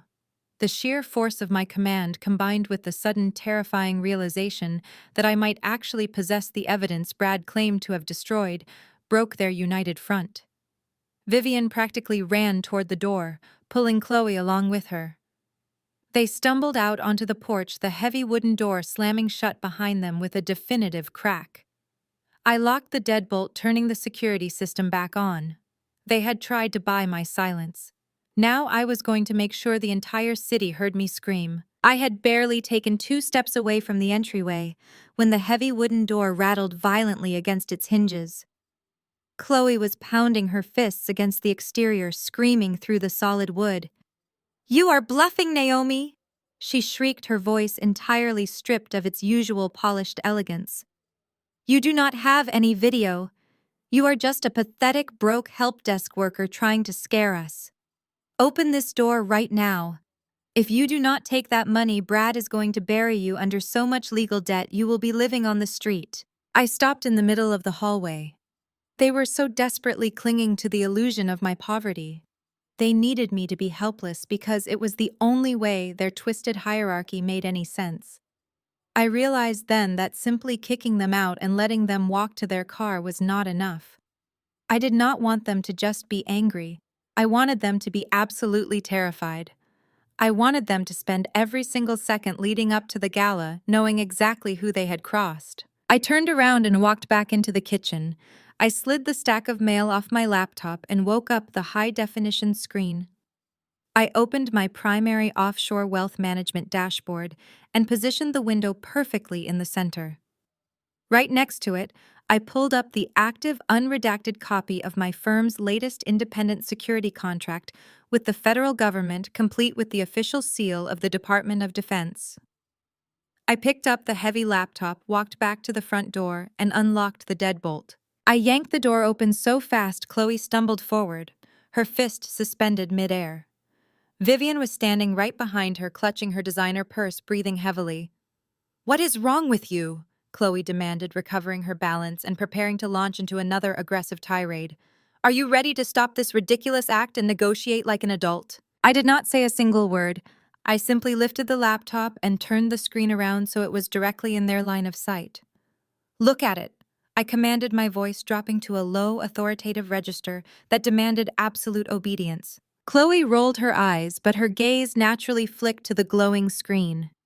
Vivian peered over her shoulder. I watched their eyes dart across the digital display. I watched them read the bold black numbers at the top of the banking portal. 8 figures. A net worth hovering just over $32 million in completely liquid assets. Then I watched their eyes drift to the adjacent document detailing a 5-year cybersecurity defense contract valued at more than their precious $50 million school endowment. The silence that fell over my front porch was profound. It was the kind of absolute dead silence that only happens when a person's entire worldview shatters into a million irreparable pieces. Chloe's mouth opened slightly, but no sound came out. The arrogant sneer completely melted off her face, leaving behind a mask of sheer, unadulterated shock. Vivian began to tremble, her hands gripping her purse so tightly her knuckles turned pale white. "You think you know me?" I said, staring coldly into my sister's panicked eyes. "You have spent your entire life believing I am some helpless charity case because I do not wear flashy logos or brag about my bank account at your pathetic country club dinners. I let you believe it because your arrogant assumptions kept you out of my business. That little tech support job you love to mock is a multi-million-dollar cybersecurity firm. I built it, I own it, I manage the digital infrastructure for federal agencies and massive corporate entities. The hush money you just tried to bribe me with is what my company generates in passive interest in a single afternoon." I took a slow, deliberate step forward, forcing them to physically back up toward the edge of the brick porch. "Brad thinks he holds all the cards because he sits in a nice office and wears an expensive suit. He thinks he can use his wealth to silence me and throw my son away like trash. But Brad is a dinosaur playing with paper files in a digital world. I do not just have the high-definition video of him protecting a child abuser. I have every single email he has ever sent. I have every offshore transaction he has ever made. I own his entire digital footprint." Vivian looked like she was going to faint right there on my welcome mat. "Naomi, please," she whispered, her voice cracking. Her tone was completely different now.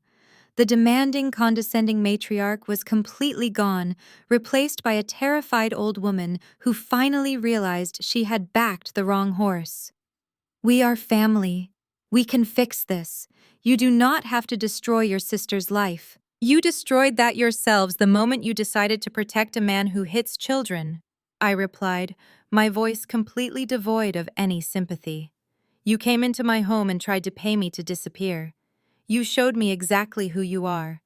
Now you are going to face the consequences." I lowered the laptop and leveled a piercing glare at Chloe. She was physically shaking her perfectly styled hair, catching the evening breeze, as she stared at me with pure terror in her eyes. I know all about the massive fundraising gala Brad is hosting this Friday night. I said my words slow and deliberate. I know he is expecting to stand on that stage in front of the board of directors and the wealthiest donors in the state to officially secure that massive endowment. Chloe let out a small, pathetic sob, her hands coming up to cover her mouth. She knew exactly what I was implying. I want you to go home, Chloe, I instructed. I want you to go back to your massive house and look your husband in the eyes. But do not tell him about this conversation. Do not tell him what you just saw on this screen. Let him believe he is still completely in control. Tell him to wear his absolute best custom-tailored suit on Friday night. Tell him to practice his grand speech. Because I am going to be at that gala. And I am going to make sure it is a night that Oak Ridge Preparatory Academy will never, ever forget. I did not wait for a response. I stepped back inside and slammed the heavy wooden door, shutting it with a loud, definitive crack. I slid the deadbolts securely into place, locking them out of my life for good. They did not knock again. They did not scream. Through the small frosted window near the doorframe, I watched their blurred silhouettes quickly retreat down the walkway to their luxury SUV. The engine roared to life and they sped away into the night, fleeing from the terrifying reality they could no longer deny. I walked back to my kitchen island, set my laptop down, and took a deep breath. The house was quiet again, but the energy in the room was entirely different. The defensive walls I had built around myself for 34 years were finally coming down, and in their place I was building an arsenal.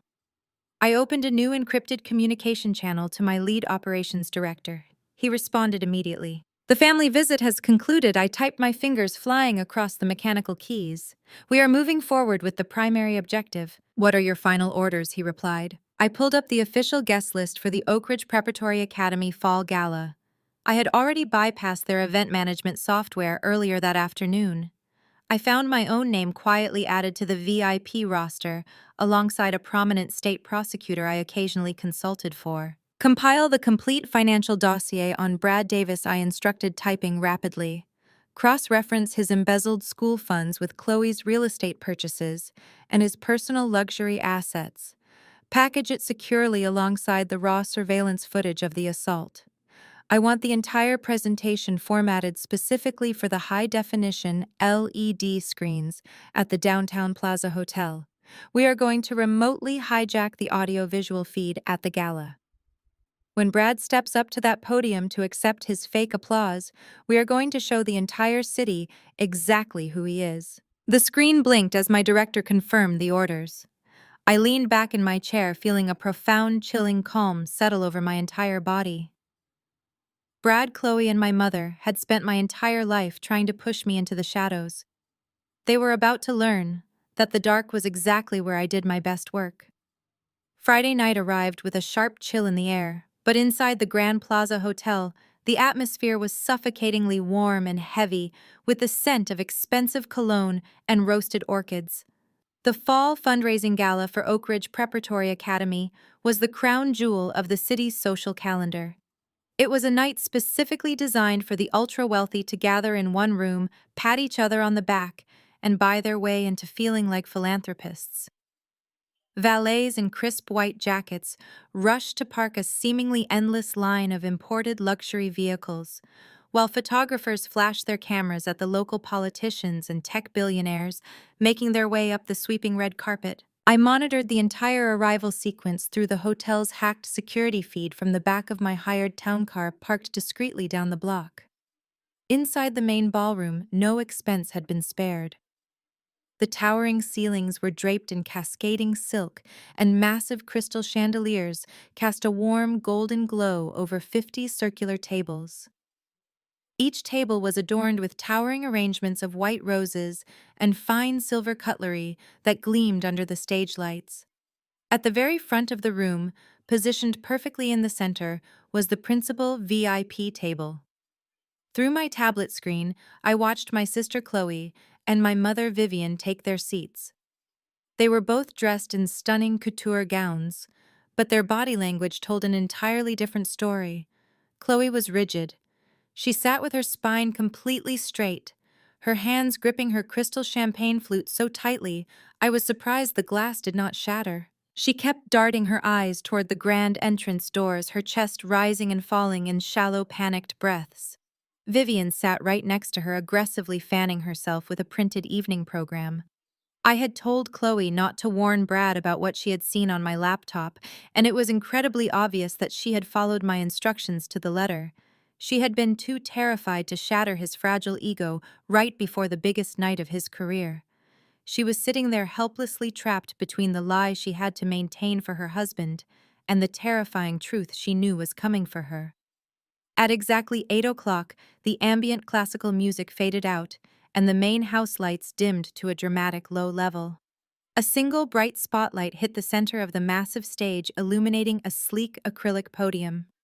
The master of ceremonies, a local television anchor known for his polished smile, stepped up to the microphone. He spoke at length about the rich history of Oak Ridge Preparatory Academy, praising its commitment to excellence and its flawless reputation in the community.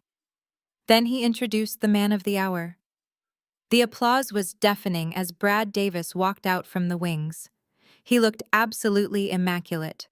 He was wearing a custom-tailored midnight blue tuxedo with a silk lapel that caught the light perfectly. His hair was perfectly styled, and his signature smug smile was plastered across his face. He looked like a man who believed he was entirely untouchable. He walked to the podium, bathing in the adoration of the wealthiest people in the state. He raised his hands in a practiced gesture of humble gratitude, waiting for the applause to die down before he leaned into the microphone. "Thank you, Brad," began his voice, booming smoothly through the state-of-the-art surround sound system. "Thank you all for being here tonight. When I look out into this magnificent room, I do not just see generous donors. I see a community. I see a family bound together by a single shared vision. We are all here tonight for one incredibly important reason: the future of our children." Hearing him say the word children sent a fresh wave of cold fury rushing through my veins. I sat in the back of my town car, listening to the audio feed through my earpiece, staring at his arrogant face on my tablet. "At Oak Ridge, we do not just educate." Brad continued, placing his hands firmly on the edges of the podium, looking out over the crowd with manufactured sincerity. "We protect. We nurture. We provide a safe haven where every single student can walk through our doors and know that they are valued, that they are safe, and that they are protected from the harsh realities of the outside world. We hold ourselves to the highest possible moral standards because we know that character is what truly defines a generation." It was the ultimate hypocritical performance. Every single word falling from his mouth was an absolute lie. He stood there preaching about safety and protection, while the memory of him watching his adult nephew brutally assault my 9-year-old son was permanently burned into my mind. He spoke about moral standards while actively hiding millions of dollars in embezzled school funds to finance his luxurious lifestyle and his mistresses. He was a parasite feeding off the trust in the wallets of the people sitting in front of him. "Tonight we stand on the precipice of history," Brad said, his voice rising in an inspiring crescendo. "Tonight, thanks to the unprecedented generosity of our lead benefactors, we are officially accepting a $50 million endowment. This grant will not just build new science labs or athletic facilities. It will solidify the legacy of Oak Ridge Preparatory Academy for the next century. It will ensure that our unwavering commitment to integrity and excellence remains the absolute gold standard in education." The crowd erupted into another round of thunderous applause. Rich men in expensive suits stood up and cheered. Chloe forced herself to stand, clapping mechanically, while her eyes continued to dart frantically toward the exits. She knew I was coming. She just did not know when or how. Brad beamed, soaking in the standing ovation. He raised his hands again, signaling for quiet, so he could deliver the final part of his introduction. "Before we bring our esteemed benefactors up to the stage for the formal signing of the endowment," Brad announced, turning slightly to gesture toward the massive high-definition LED screen spanning the entire back wall of the stage, "I want to share a short video presentation with you all. A presentation that highlights exactly what Oak Ridge stands for: the unyielding integrity, the dedication to our students, and the absolute transparency that makes our academy the best in the nation. He turned his smiling face back to the audience, entirely unaware that the video file he thought his audiovisual team was about to play had been completely intercepted and replaced by my lead operations director exactly 4 minutes ago. Brad stepped back from the podium, making room for the giant screen to illuminate the room. He was standing exactly where I wanted him. He had built his own stage, gathered his own audience, and delivered the perfect hypocritical introduction. All I had to do now was walk through the front doors and let the truth burn his entire empire to the ground. As Brad turned his smiling face toward the audience, waiting for his triumphant video to play, the massive oak and brass double doors at the absolute rear of the grand ballroom did not just open. They were pulled wide apart by the hotel staff, revealing the brightly lit marble foyer behind them. The sudden flood of golden light cut directly through the dimmed atmosphere of the room like a physical blade. Every single head in the audience, including Brad's, naturally turned toward the disruption. That was when I stepped over the threshold. I had spent my entire life shrinking myself to make my family comfortable. I had dressed in muted colors, spoken in quiet tones, and swallowed my pride to maintain their illusion of superiority. Tonight, I took up every single inch of space I deserved. I was wearing a custom $20,000 Alexander McQueen evening gown.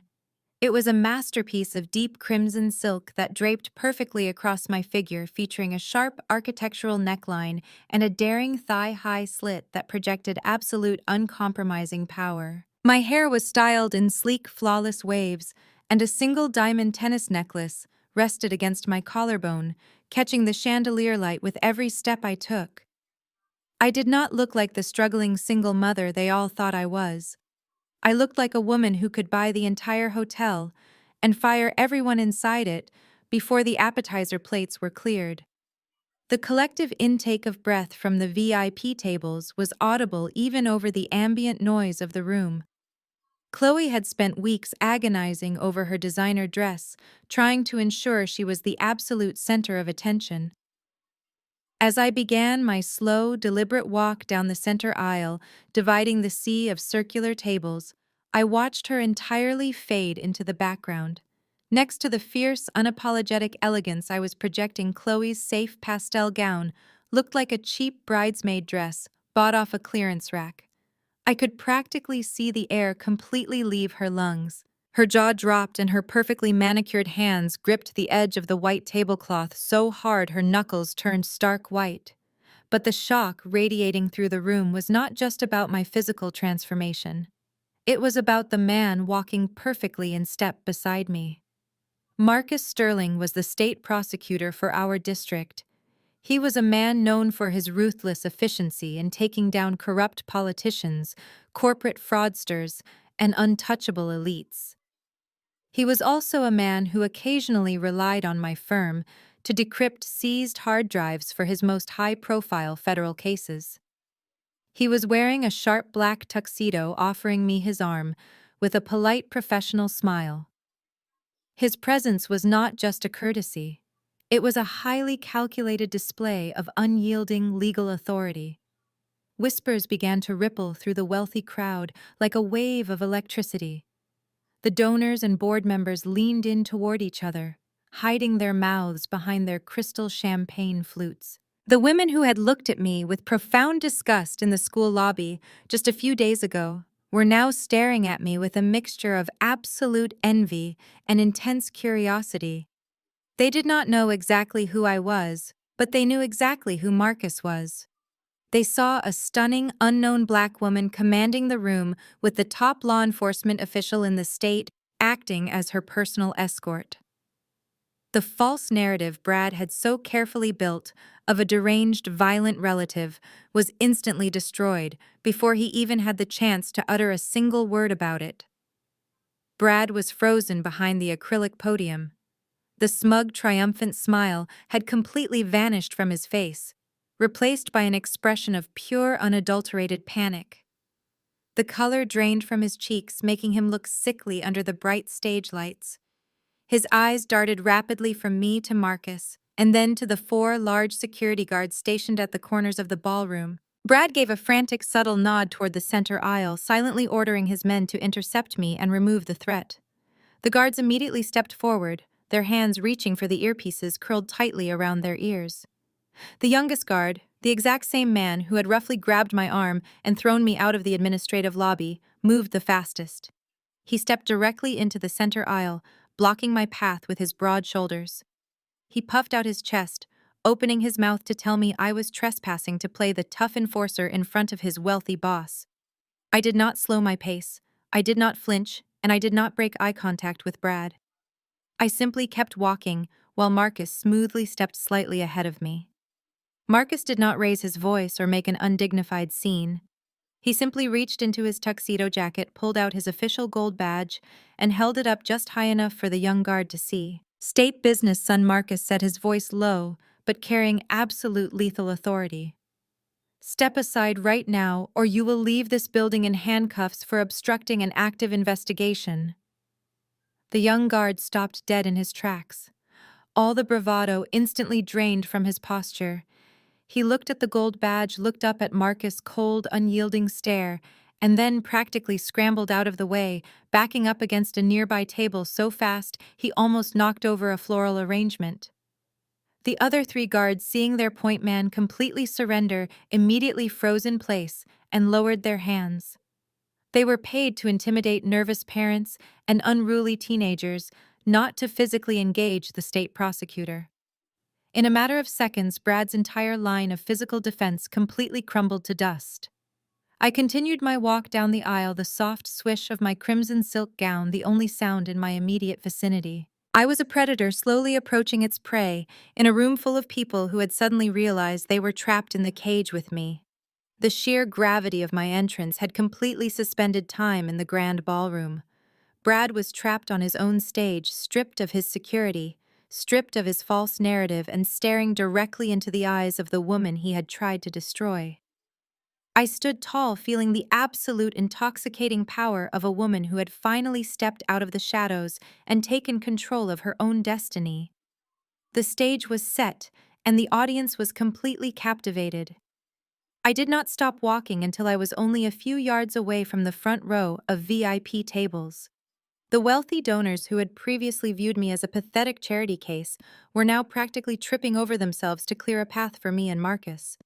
They parted like the Red Sea, completely mesmerized by the sheer audacity of my entrance. I could feel their eyes analyzing every single detail of my appearance, from the flawless cut of my gown to the diamonds resting against my skin. They were trying to calculate my net worth, trying to figure out which massive corporation or legacy family I belonged to. It was intoxicating to watch their inherent classism completely short-circuit. But the spell was abruptly broken by the screech of a wooden chair scraping violently against the polished hardwood floor.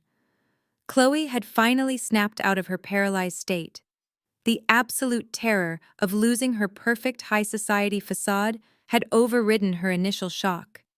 She abruptly pushed herself up from the VIP table, her face flushed an ugly, blotchy red. She practically sprinted around the edge of her table, her pastel gown swishing erratically as she stepped directly into the center aisle, completely blocking my path to the stage. She looked absolutely deranged. The poised, elegant society wife was completely gone. Her chest was heaving, her eyes were wide and frantic, and a thin layer of sweat had ruined her perfectly applied foundation. She stood there trembling, staring at the crimson silk of my dress with a mixture of profound disbelief and pure venomous hatred. She recognized the designer. Chloe spent her entire life studying fashion magazines and memorizing the price tags of haute couture. She knew exactly how much a custom Alexander McQueen gown cost, and her brain simply could not process the reality of her sister wearing one. "What do you think you are doing, Naomi?" She hissed, her voice a desperate, vibrating whisper, designed to travel just far enough for the front row to hear. "You need to turn around and walk out of those doors right now before I have you arrested." I stopped walking. Marcus stopped smoothly right beside me, his posture relaxed but highly alert. I looked down at my sister, feeling absolutely nothing but pity for the shallow, empty life she had built. "I am taking my seat, Chloe," I replied, keeping my voice perfectly calm and conversational. "It is a fundraising gala. I am here to support the future of our children." Chloe let out a sharp, hysterical laugh that sounded more like a choke. "You do not have a seat here. You do not belong here." She pointed a shaking finger at my chest, her acrylic nail practically vibrating. "Where did you get that dress, Naomi? That is a $20,000 gown. You did not buy that. You could not even afford the zipper on that dress." She stepped closer, her expensive floral perfume failing to mask the sour smell of her nervous sweat. "I know exactly what you did," Chloe whispered, leaning in, so only Marcus and I could hear her frantic accusations. "You stole it. You broke into a boutique, or you committed credit card fraud. That is the only way a pathetic help desk worker like you could ever walk into a room looking like this. You are a thief. And you brought some cheap escort you hired off the internet to try and intimidate my husband." I felt Marcus stiffen slightly beside me. The state prosecutor was not used to being called a cheap internet escort. I subtly raised my hand, gently touching his tuxedo jacket to signal that I had the situation entirely under control. I did not need his legal authority to crush my sister. Her own arrogance was doing the job perfectly. "You are embarrassing yourself, Chloe," I said softly, offering her a cold, serene smile. "Everyone is watching you." "I am embarrassing myself," Chloe scoffed, her voice rising a few decibels. "No, Naomi. You are embarrassing yourself. You are standing in a room full of billionaires and politicians wearing stolen property. You are a criminal. You are a deranged, jealous woman who could not stand the fact that Brad and I are successful." She turned her head slightly, making sure the wealthy women seated at the adjacent tables were listening to her performance. She was desperately trying to seize control of the narrative. She wanted the elite crowd to view me as an unstable criminal imposter. She wanted them to call the police for her to protect their exclusive bubble. "I am calling the authorities right now," Chloe announced, reaching into her designer clutch to pull out her phone. "I am going to tell them exactly who you are. I am going to tell them that you are a disgruntled, broke relative who showed up to my husband's event wearing stolen merchandise to cause a scene. They will drag you out of here in handcuffs, Naomi. They will throw you in the back of a squad car in front of every single news camera waiting outside. You will be on the front page of the paper tomorrow morning as a thief and an extortionist." She gripped her phone tightly, her thumb hovering over the screen. She was waiting for me to panic. She was waiting for the confident facade to crack, so I would turn around and run out of the ballroom in tears. She genuinely believed she had backed me into a corner. She thought her proximity to wealth and her status as the principal's wife made her the ultimate authority in the room. "Call them," I challenged, taking a slow, deliberate step forward. Chloe hesitated, her thumb freezing over the keypad. I said, "Call them, Chloe. Dial 911 right now." I stepped even closer, invading her personal space, forcing her to tilt her head up to maintain eye contact. "Tell the police to come to the Grand Plaza Hotel. But before you do, you might want to ask yourself a very important question. Do you really want law enforcement walking into this room right now? Do you really want detectives asking questions about how your husband funds his lifestyle?" "You are bluffing," Chloe stammered, taking a half step backward, her confidence suddenly evaporating. "Brad told me you were bluffing. You do not have any evidence. He deleted the video. He told me he deleted it." She realized her mistake the second the words left her mouth.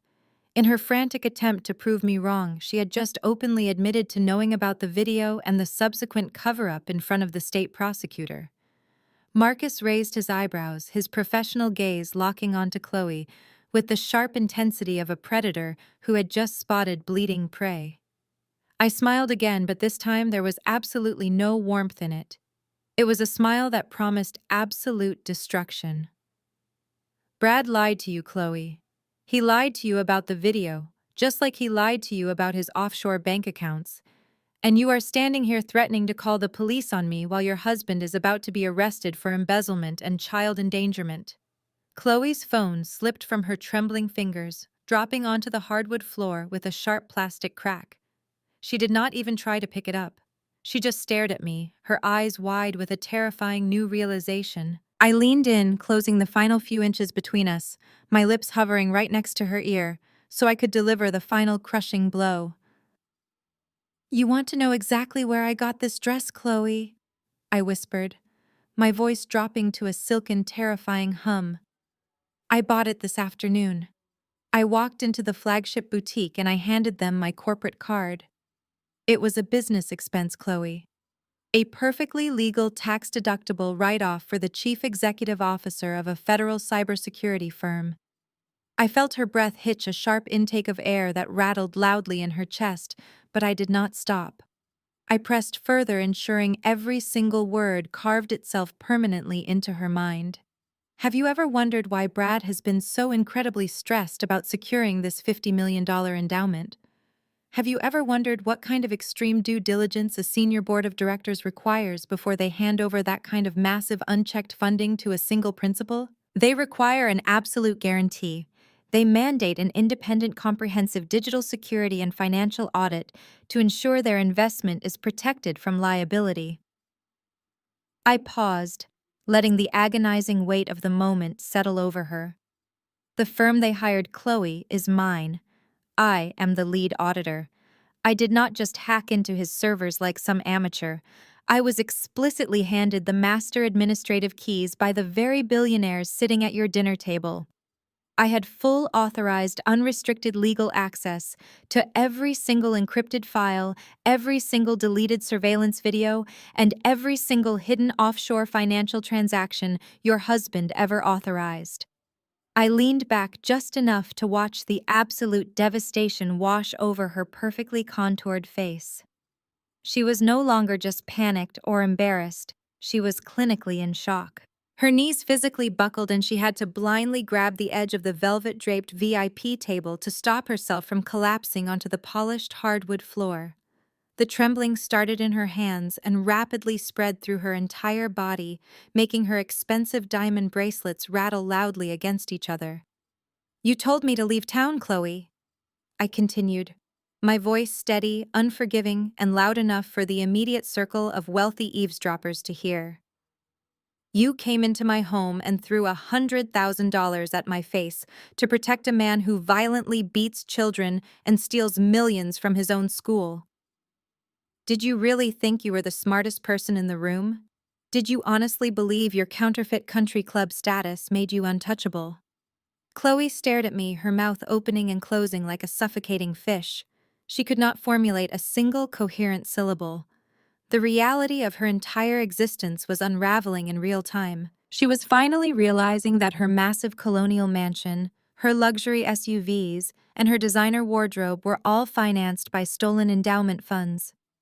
She realized that she was not just the wife of a disgraced principal. She was the primary beneficiary of a massive federal crime, and standing right next to me was the man who was going to prosecute it. She slowly turned her terrified eyes toward Marcus. Marcus did not offer her a reassuring smile. He looked down at her with the cold, clinical detachment of a man evaluating a criminal accomplice. He smoothly adjusted his tuxedo cuffs and offered her a single chilling sentence. "Ignorance of the source of stolen funds is not a valid legal defense for retaining them, Mrs. Davis." A small, pathetic whimper escaped Chloe's throat. She shrank back, bumping into the chairs of the neighboring table, completely forgetting the elite audience surrounding her. The wealthy donors who had been her closest friends just 10 minutes ago were now actively pulling their chairs away from her, treating her like she had a highly contagious disease. In the high society world, there is no sin greater than being exposed as a fraud, and Chloe was currently burning at the stake. "You have spent 34 years looking down on me," I said, my voice a relentless, steady drumbeat of truth. "You and Vivian treated me like dirt because I refused to worship the shallow, empty life you built. You mocked my job. You mocked my home. You watched your husband actively try to destroy my innocent son, and you decided to help him cover it up to save your own reputation. You thought I was weak because I chose peace over performance." But while you were busy playing the perfect little society wife, I was building an empire that could completely obliterate your entire existence with a single keystroke. I stepped around my sister, leaving her gasping for air and physically trembling amidst the glaring stares of the city's elite. I did not look at my mother, who was sitting frozen in her seat, her face buried in her hands. My attention was completely focused on the front of the room. Brad was still standing at the clear acrylic podium, gripping the edges so tightly his knuckles were completely white. He looked like a cornered animal. He had watched the entire interaction from the stage. He had seen the state prosecutor flash his badge. He had seen his wife physically collapse. He knew the narrative had completely escaped his control, but he was entirely paralyzed. The grand ballroom was completely silent, an agonizing, heavy tension hanging in the air, waiting for his highly anticipated presentation to begin.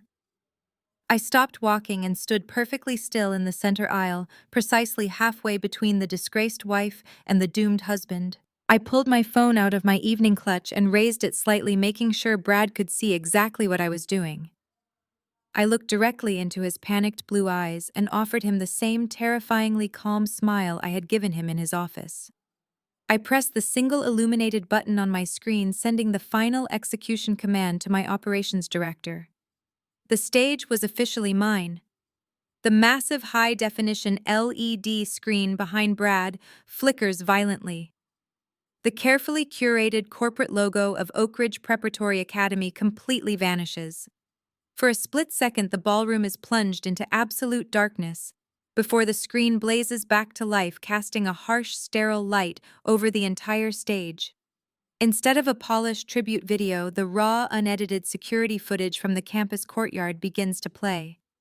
The audio feed is perfectly synchronized, echoing through the state-of-the-art surround sound system. Every single person in the room hears the terrifying thud of the guard's fist making contact with my son's ribs. Brad turns around, confusion briefly crossing his face, before his eyes lock onto the massive projection. He lunges for the small control panel built into the acrylic podium, frantically pressing buttons to cut the feed, but the system is completely unresponsive. My operations director has entirely hijacked the audiovisual network, bypassing all local overrides. Brad starts shouting at the sound booth in the back of the room, but his microphone has been remotely muted. He is entirely voiceless on his own stage. The elite crowd falls deathly silent as the video unfolds. They watch the group of older boys corner my son. They see the towering security guard step into the frame. A collective gasp ripples through the ballroom as the guard roughly drags Jamal into the shadows. The sheer brutality of a grown man striking a 9-year-old boy, displayed on a 50-foot screen, is impossible to deny. But the true catastrophic blow lands a few seconds later. The camera angle shifts slightly perfectly, capturing Brad standing behind the stone pillar. He is wearing the exact same custom tuxedo he is currently wearing on stage. The audience watches in horrified fascination as their beloved principal looks directly at the beaten child, does absolutely nothing to help him, and then coldly traces a finger across his throat to order the destruction of the evidence. The absolute silence in the ballroom violently shatters. The outrage is instantaneous and deafening.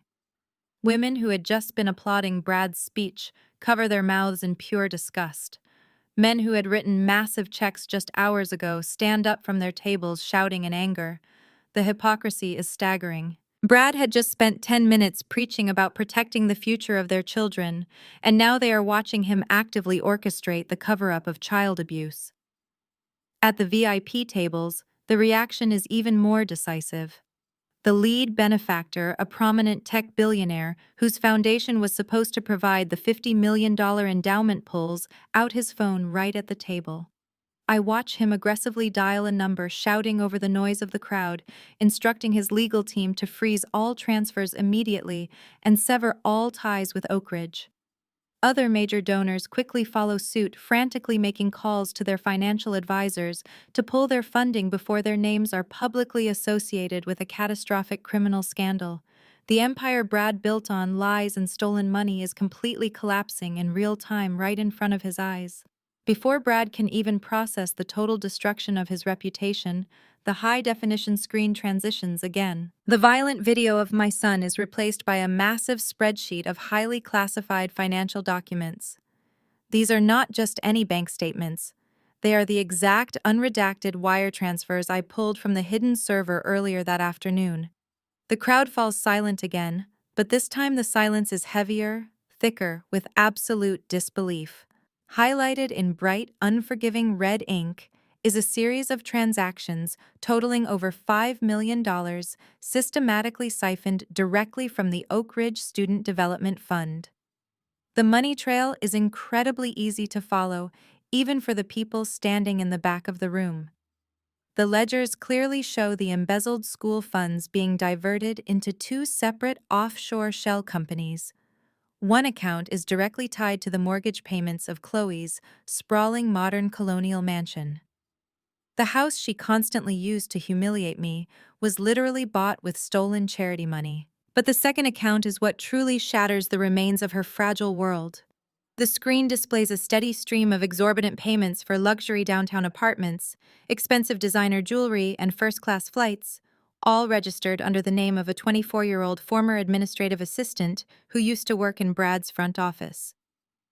I look over at Chloe. The realization hits her like a physical freight train. The money, the status, the perfect marriage, it was all a complete illusion built on theft and a much younger mistress. She lets out a blood-curdling hysterical scream that echoes off the crystal chandeliers. She lunges forward blindly, knocking over a tray of champagne glasses, completely abandoning any remaining shred of her carefully cultivated high society dignity.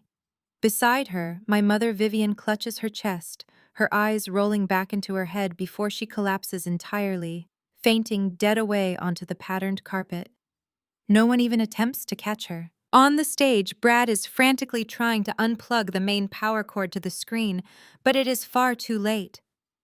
The heavy oak doors at the back of the ballroom swing open one last time. This time, it is not me walking through them. It is a highly coordinated task force of uniformed local police officers, flanked by federal agents in dark windbreakers. Marcus had made a single phone call on our car ride over, and the authorities were more than eager to arrest a high-profile embezzler who had been served up on a silver platter. The officers marched straight down the center aisle, completely ignoring the screaming elite crowd and the fainting women. They ascend the stage stairs, pulling Brad forcefully away from his podium. He tries to resist sputtering, pathetic threats about calling his expensive lawyers, but the officers swiftly force his hands behind his back. The sharp, metallic click of the handcuffs echoes through the live microphone before an officer finally unplugs the audio feed. Brad is marched off his own stage, his head bowed, his face pale, and his spirit completely broken, while the city's wealthiest citizens watch in absolute disgust. The invincible elitist principal of Oak Ridge is nothing more than a common criminal being led away in chains. I sit here tonight in the quiet sanctuary of my living room, swirling a glass of deep red wine, watching the city lights flicker through my floor-to-ceiling windows. The dust has finally settled.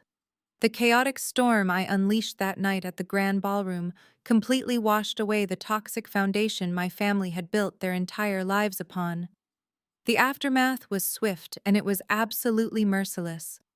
Brad did not get the expensive team of untouchable lawyers he always bragged about. Once the federal government seized his offshore accounts to recover the stolen endowment funds, his high society friends completely abandoned him. He took a plea deal to avoid a lengthy and humiliating public trial. He was sentenced to 15 years in a federal penitentiary for massive corporate embezzlement, wire fraud, and child endangerment. The man who used to terrorize his students and silence helpless parents is now learning exactly what it feels like to be entirely powerless behind concrete walls. My sister Chloe lost absolutely everything. Without the stolen school funds paying her exorbitant mortgage, the bank foreclosed on her massive colonial mansion in less than 60 days. Her designer wardrobe and her luxury vehicles were seized by federal agents to pay off the massive mountains of debt Brad had secretly accumulated. She was forced to move into a tiny two-bedroom apartment on the outskirts of the city. My mother Vivian moved in with her.